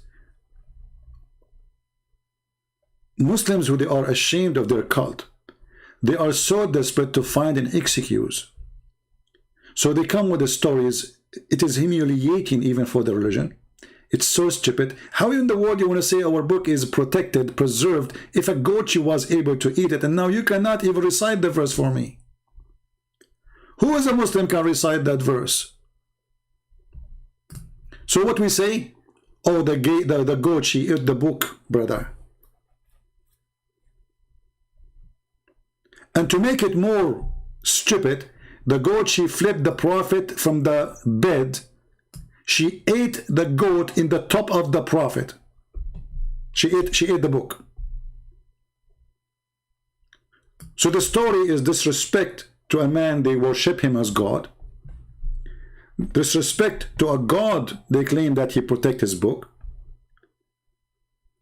And the story itself proving that Muhammad is a perverted man anyway, because what kind of God he received or he sent to his prophet such an idea, a wisdom, that a woman she have to give her boobs 10 times to be suckled or to suckle a man so he can enter upon her.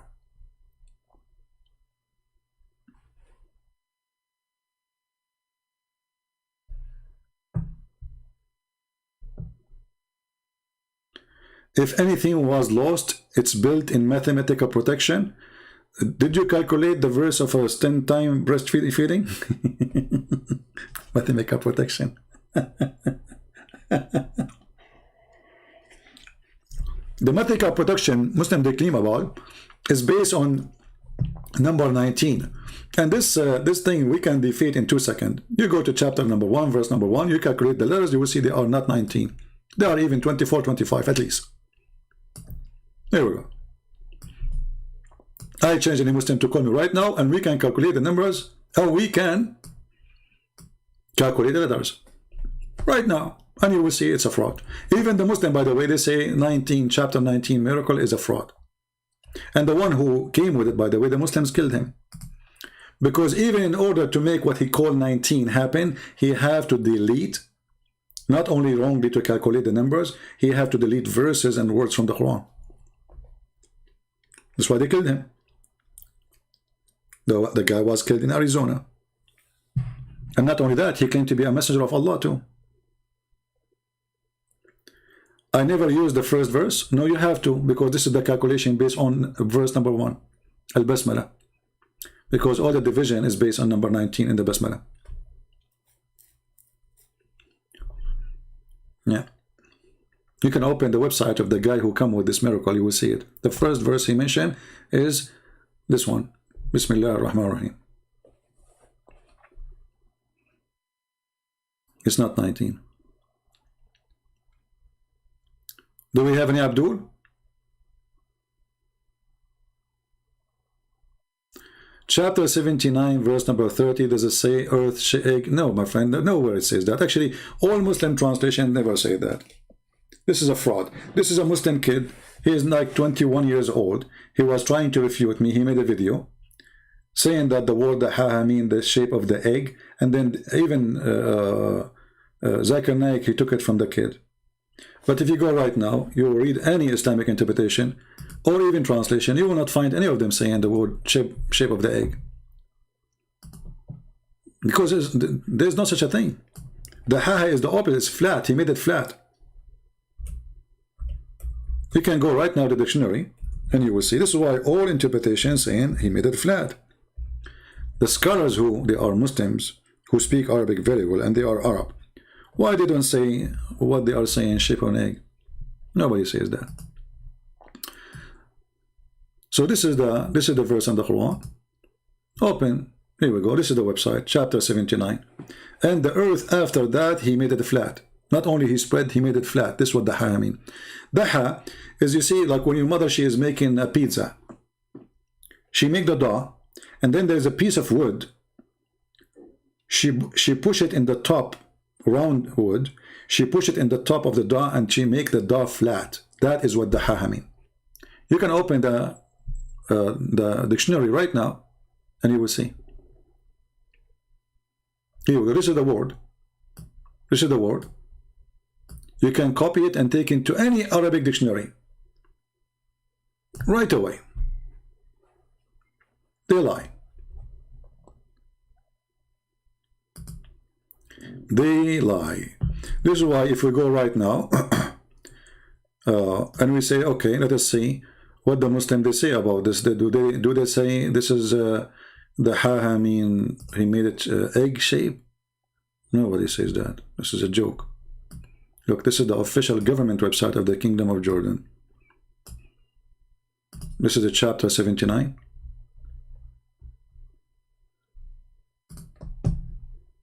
Verse number 30.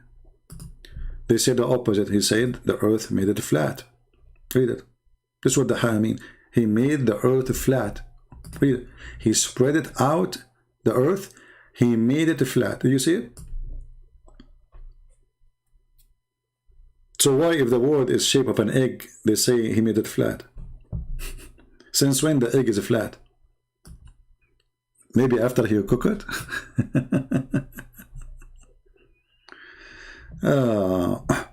Your book says the edges of the earth. Okay, Armin, call me to talk about this verse. You want to call you? Mr. DNA?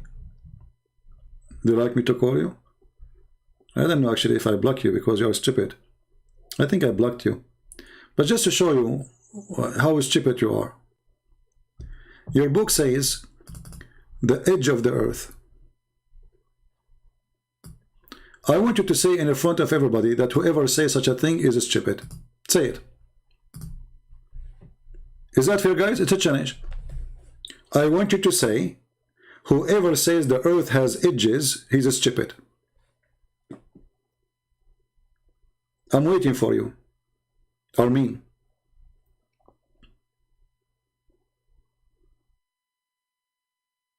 I'm waiting. Say, whoever say the earth have edges is stupid. Just say it.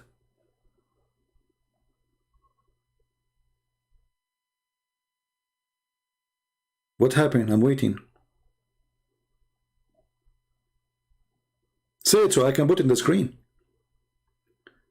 Actually, already you did that because you are trying to prove that this is wrong, right? You are trying to prove that this is wrong. But you stupid idiot, don't you know that the Quran say that the earth has edges? So because you are a donkey, you have no knowledge of your stupid religion, you claim that this is an error. But now if we accept that this is an error, that means the Quran is the book of error.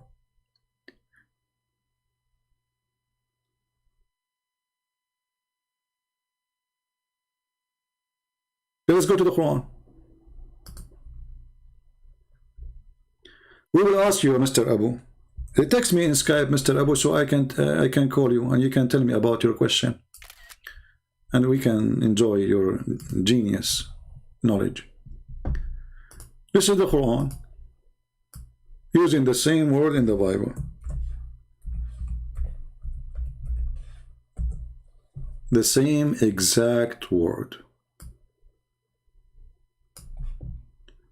أولم يروا إن نأتي الأرض ننقصها من أطرافها, the edges of the earth. Chapter 13 verse number 41. Chapter 21 verse number 44.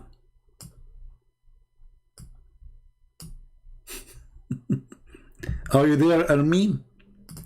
So now I have one of two solutions. Either you accept it literally, as you said in the post, or you will say to me, he don't mean literally.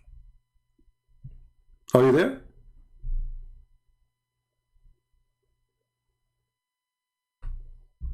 Are you there?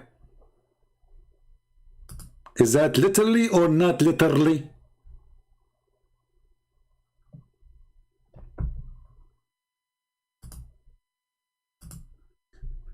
Any Abdul,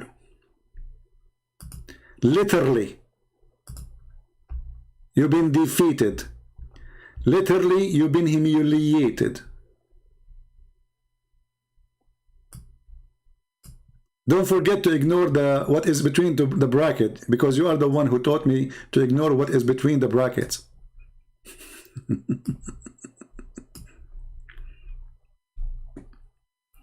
Dummy. This is why they don't dare to call me. They don't know what I will say to them. They have no idea where is the answer coming from. They are so slow. They are so dummy. They are so wicked. They are out of words. Hey, Abu, why you don't call me, my friend, and let everybody hear you? Guys, we have Mr. Abu here, and Mr. Abu look like he is a smart person. Abu, text me in Skype, I will call you, even though it's getting late for me. I need to go soon. I mean, I'm live really for how many hours now? 3 hours and 12 minutes. I will talk to you like for 15 minutes, 20 minutes. What do you say, Abu? How come your God decide he would let people kill him? And if he is God, how did you know for sure that he suffered? How come your God, he let me give him a finger every day? How come? How come that Allah is suffering right now because of my talk? How come that Allah cannot refute me? How come Allah cannot kill me? How come? How come I say every day Allah is a stupid, idiot, perverted God? And how come Allah could not send me? One of you can at least refute me if he cannot come because he's wearing a veil. How come? Is Allah suffering because of my words? Or he is mute and deaf? He hear nothing, he see nothing. How come? How come your God, he gave you verses of 10 times breastfeeding for adult? Did you do it before you call me? Or you will do it after you call me? How come? When a person he say how come, I mean your religion have no come at all. Even your prophet he never come. And here we go, this is the hadith. The Prophet Muhammad, he never been able to have sex with his wife, and his wife, she never have come.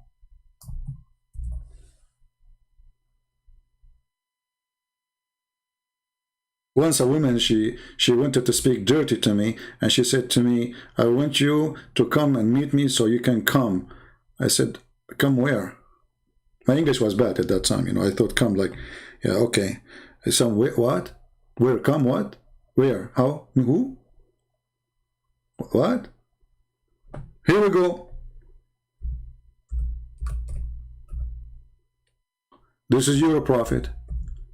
And his wife, she witnessed that her husband never, ever made her come.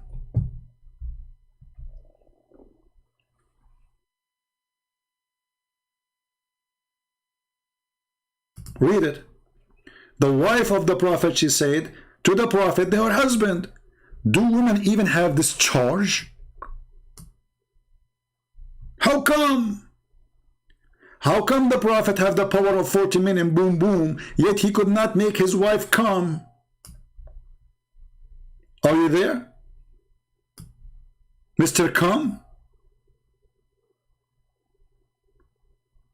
The wife of the prophet, she is saying, look, what the heck? Women, they have this charge? So what Muhammad was doing in the bed? He was cleaning the lice from the hair of his wife and her pubic area. As you see, this is the wife of the prophet, first-hand witness. Muhammad never made her come. So Mr. Abdul, how come? Are you there?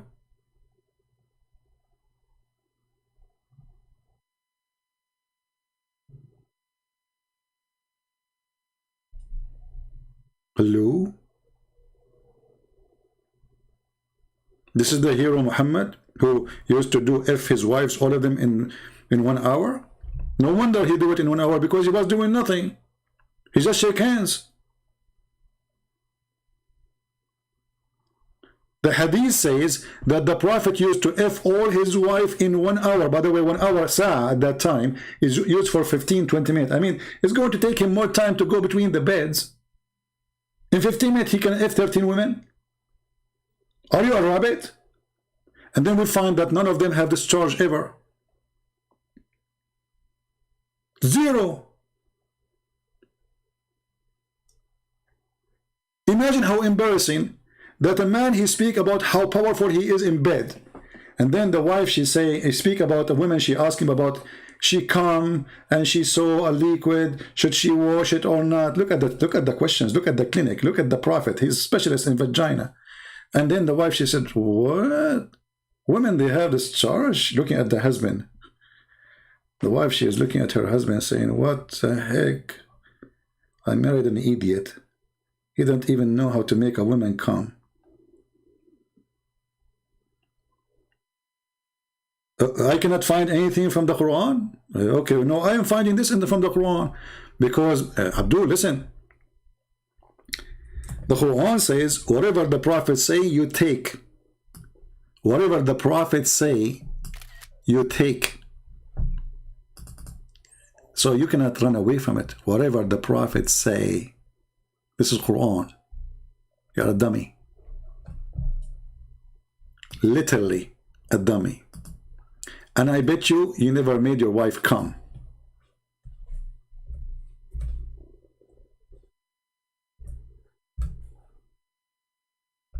Excuse me.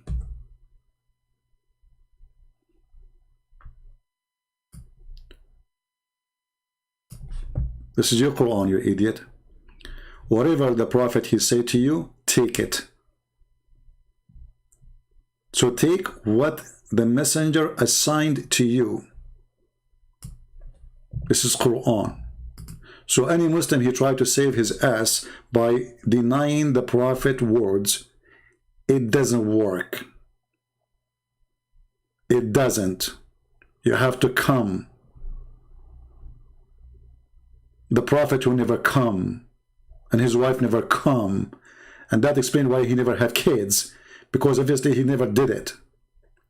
Even the hadith says that the prophet, he was having sex with the wrong object. He never did it with the wives. And the question is, can we receive some DNA to prove that Muhammad ever had come? Aisha, she said, once the Prophet was bewitched, so that began to imagine that he had done a thing. In fact, he did not. Including what? Including he come. Including what? Including he had sex with his wives. He did not. Aisha actually, she made it even more clear.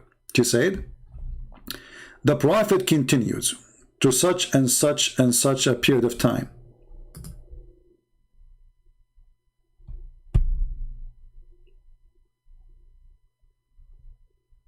To do what? He imagined that he had come and he had sex. In fact, he did not. So the question now to the Abdul, Muhammad was having sex with who and where? If it's not the wife,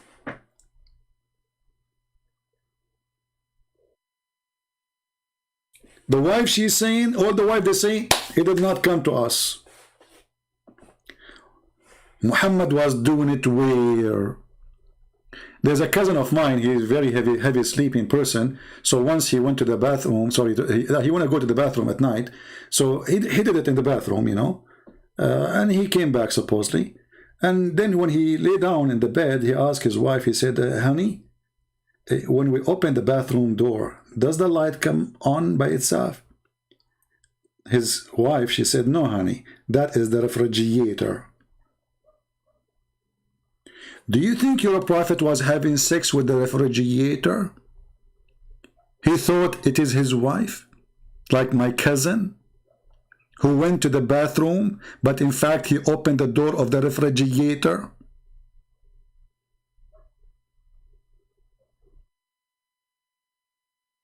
This is a prophet of God. He opened the door of the bathroom, the light turned on. He did it there. He come back. He remembered like, oops, since when we opened the door of the bathroom, the light turned on. Huh. So now he want to confirm it. Honey, when we go to the bathroom and we open the door, do the light turn on by itself? The wife, she's smart. She said, Abdul, listen, that happened only when you opened the door of the refrigerator, which means you pissed there. So your prophet was pissing where? How come? See what happened when you use one word to Christian Prince, he opened a topic about it. You just said, how come? And look what happened, a disaster. Just from saying, how come? I can make a book about it. All what you said, how come? The rest is mine. Once I made a challenge to Muslims, this is a long time ago. I said, say 3 words, just say 3 words, and I will make your prophet busted from those 3 words. So the guy, he decided to make it impossible. So he typed the word microwave. And now how in the world the Christian Prince will come with something against Muhammad? I mean, come on. I just said microwave. I said, are you sure that this is the word you choose? He said, I'm very sure. I said, are you sure? He said, yes, I'm very sure, okay? And then I got him this. Here we go. You have the microwave of Allah. The Prophet, he promised every Muslim that he will be a female and he will carry a baby and he will deliver the baby in less than 15 minutes. That is the fastest cooking microwave of babies.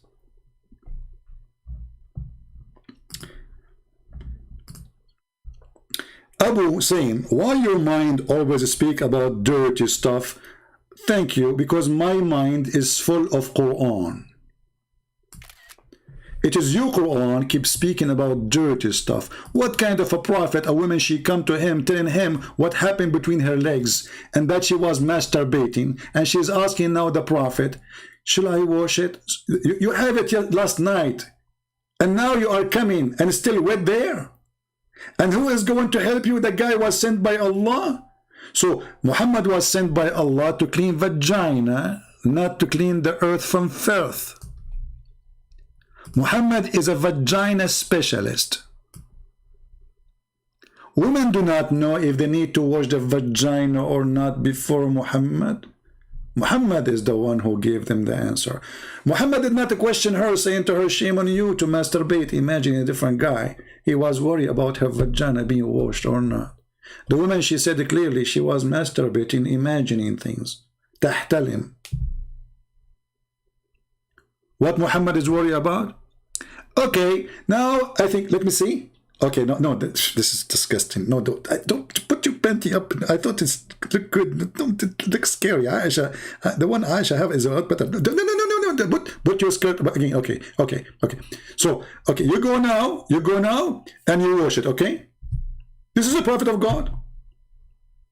So, who is the one is obsessed with those things? It's your books. So when we quote to Muslims what is written in their books, they say we are obsessed with what is written in their books, which is filthy. Who is the one who promised you endless penis? So you blame me for quoting your prophet? Who is the prophet? He says when you go to heaven you do boom boom, dahman, which means, do you understand? I'm not going to describe more because it's very filthy. He swear by Allah. He says when you do boom boom, you do with dahman. Who is the filthy? Where is God? Where is the teaching of God? But we have to be honest. I don't talk about the filth of Muhammad always. Sometimes I go to something very nice and comedy. Like as an example, not limited, this.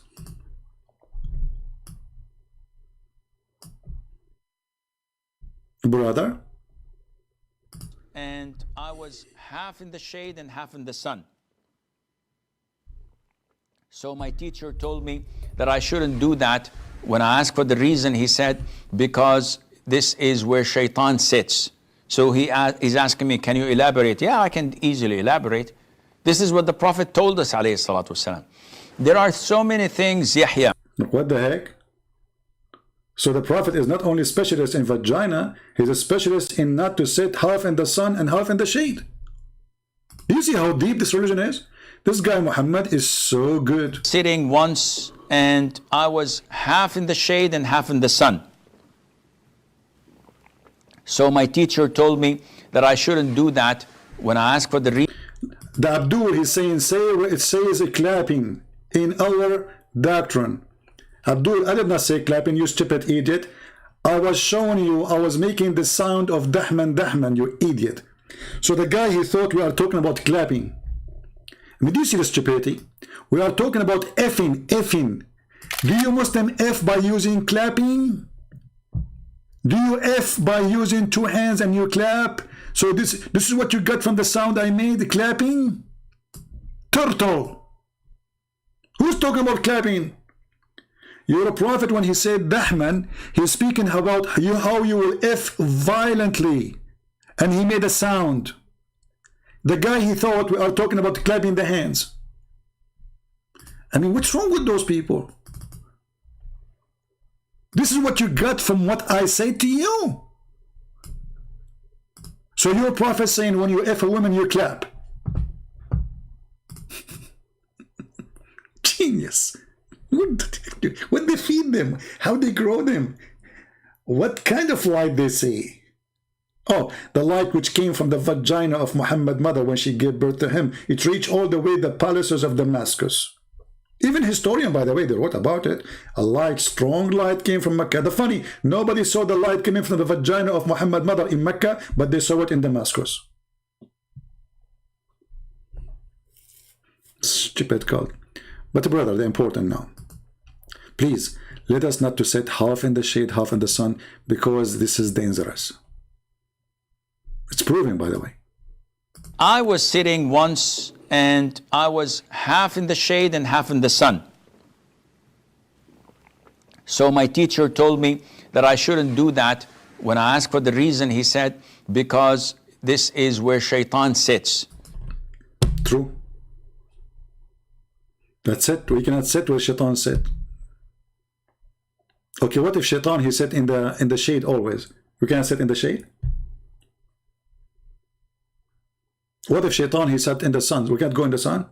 I mean, what does it have to do with what I have to do with shaitan? If shaitan, he said there, what's my business? This is the stupidity of this cult. So guys, as you see, our Skype is open and we are out of Abdul for today.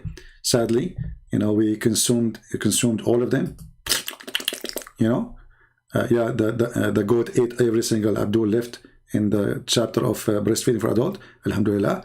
And remember, brother, the Quran is preserved. All right, doesn't matter how many goats they ate the Quran, still the Quran is preserved. And you know, this goat, by the way, we accuse this goat was sent by the Jews. She was a Jewish goat, and she was trained, you know, like you see them in the circus, right? You see the circus, they teach even lions how to jump, and you know, even a bird talk. So why they will not teach the goat? The goat are smart. So, and the goat, they like to eat books, it's very known. So the Jews, they took the goat to their school, and they taught the goat, you go to the bedroom, you know, they make a bedroom like the bed of Muhammad, and you know, and they made a, you know, and they put a Jewish guy, he looked like Muhammad, and then they taught the goat every day to jump on the bed and look under the pillow, and then she, you know, and they even teach her which page to look for, and they ate those verses specifically, and she ate them, and now we don't have them because of the Jewish. However, brother, the Quran is preserved, and this goat now is wanted, and sooner or later we are going to find it. I promise you. We have more than 1 billion Muslim looking for the goat who ate the Quran. If you think, goat, that you can escape what is coming, I say to you, you are wrong. We will find you. We will open your belly, and we will take our Quran holy from inside your belly. Our Quran is preserved, Mrs. Goat. And now every Muslim, single Muslim in the world is looking for you. But please, don't sit half in the shade and half in the sun, because if you do so, we cannot get close to you. For this is not a permissible for Muslims. And I was half in the shade and half in the sun. Drink, yeah, drink. So my teacher told me that I shouldn't do that. When I asked for the reason, he said, because this is where shaitan sits. That's it. So he's asking me, can you elaborate? Yeah, I can easily elaborate. I can easily. This is what the Prophet told us. That's it. That's what the Prophet told us. I mean, what do you want more? What's wrong with people? I mean, do you want more convincing explanation? The Prophet says so, that's it. The Prophet says so, it means the poo-poo is big. And who can argue with this poo-poo? When we wake up, we sniff water up our nostrils 3 times and blow it out. Why? Why? The Prophet tells us because Satan or the devil sleeps over our nostrils. True. Did you see that? No. But what do you mean? So are you saying we did not see it? You're a liar. I have witnesses. I have true witnesses. Once I was sleeping, I was a kid at that time, you know, I was just like, you know, I think I was like 92, 91, you know. Anyway, so I was asleep, and then my grandmother, she is like 500 years old. She came to the room to cover me, because always I don't like to cover myself. So she liked to take care of me, and then she saw 2 shoes coming from my nose. Actually 4 shoes, to be honest with you, because there was 2 shaitan. I have 2 holes, 2 bedrooms. So, but at that time, what happened, there was no cameras.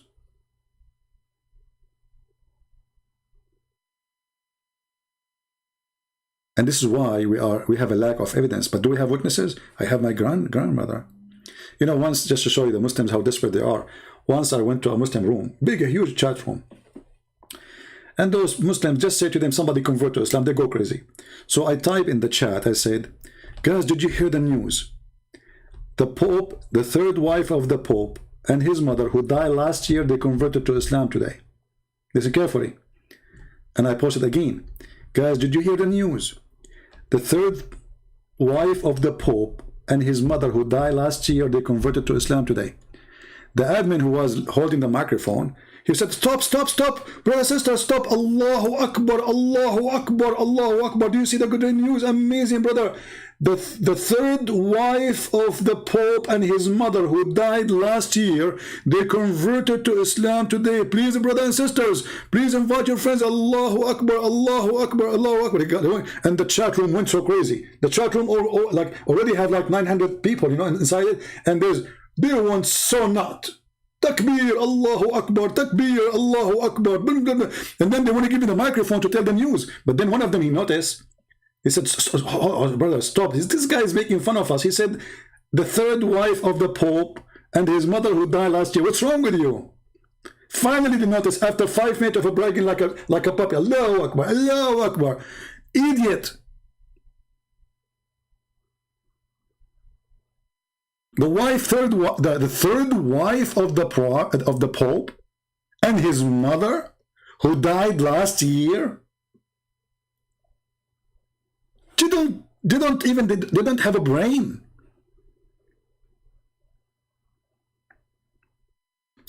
Once went to a Muslim chat room, and everybody was snoring. The second they see my name, they go crazy. Christian Prince is here, and suddenly the name started growing. Christian Prince, we got you busted. We have recording of you. Okay, hold on, let me play it for you. We know how you make people leave Islam. And he played my voice saying, "Give me one Muslim, I give you 5 hamburger." I was joking, because we were desperate to debate a Muslim.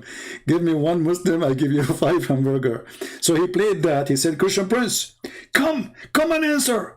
Now we know how you convert people out of Islam. You are giving them 5 hamburgers. Come, you coward. Come, we exposed you. We are going to post this everywhere. So I took the microphone and I said, oh, okay, well, yeah, that's true. This is my voice. I confess. But are you saying to me that you Muslim, you exchange your God for the sake of 5 hamburger? And the Muslim, they got so upset. And the other guy, he said to him, stupid you, he even beat us in our chat room. You give him the microphone. Don't you know you should never let him talk? This guy, the second he hold the microphone, we cannot stop him. This is what they said to me. You got me busted. You Muslim, you exchange your God for 5 hamburgers. And you should see how excited he was. Like they recorded my voice saying, give me one Muslim, I give you 5 hamburgers. So the Muslim, they start thinking, and the turtle is working now. This is why each time Christian Prince, he go live on air, some Muslims leave Islam. It was the hamburger. And you know what? Let us be honest here. Who can resist hamburger? Nobody. Can you?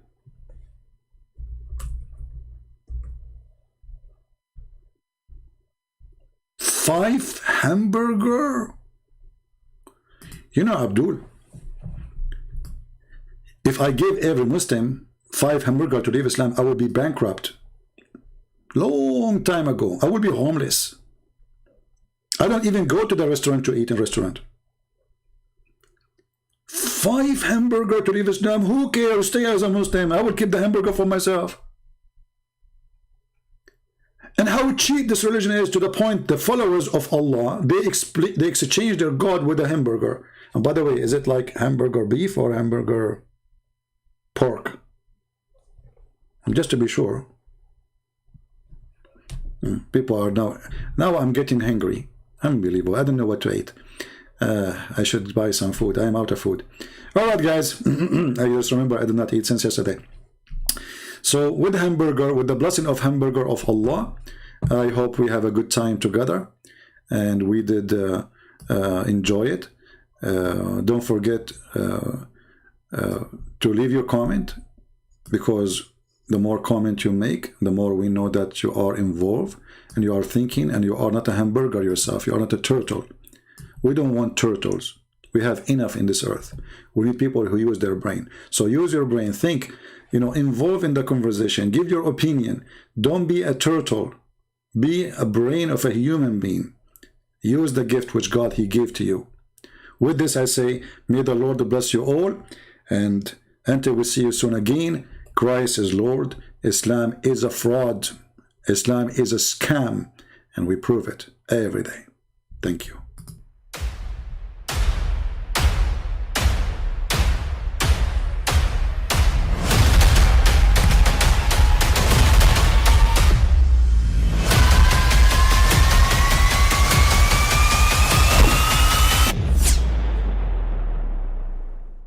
But I mean, again, he doesn't know who Gabriel is, right? Because he didn't come from an Abrahamic faith.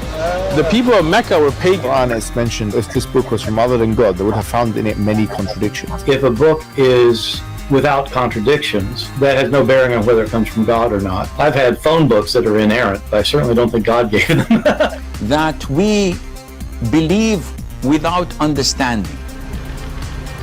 Take this week a flag, you son of That the standard narrative has holes in it. The Prophet tells us because Satan or the devil sleeps over our nostrils. Those who oversleep and not pray Fajr on time, Satan urinates in their ears. I really do think Jesus was crucified and that he really was dead and buried. He thought that he was a son of God in the sense that he was specially chosen by God. I think Jesus really did think he was going to be the Messiah, the future king of Israel. I mean, that is, after all, why they crucified him.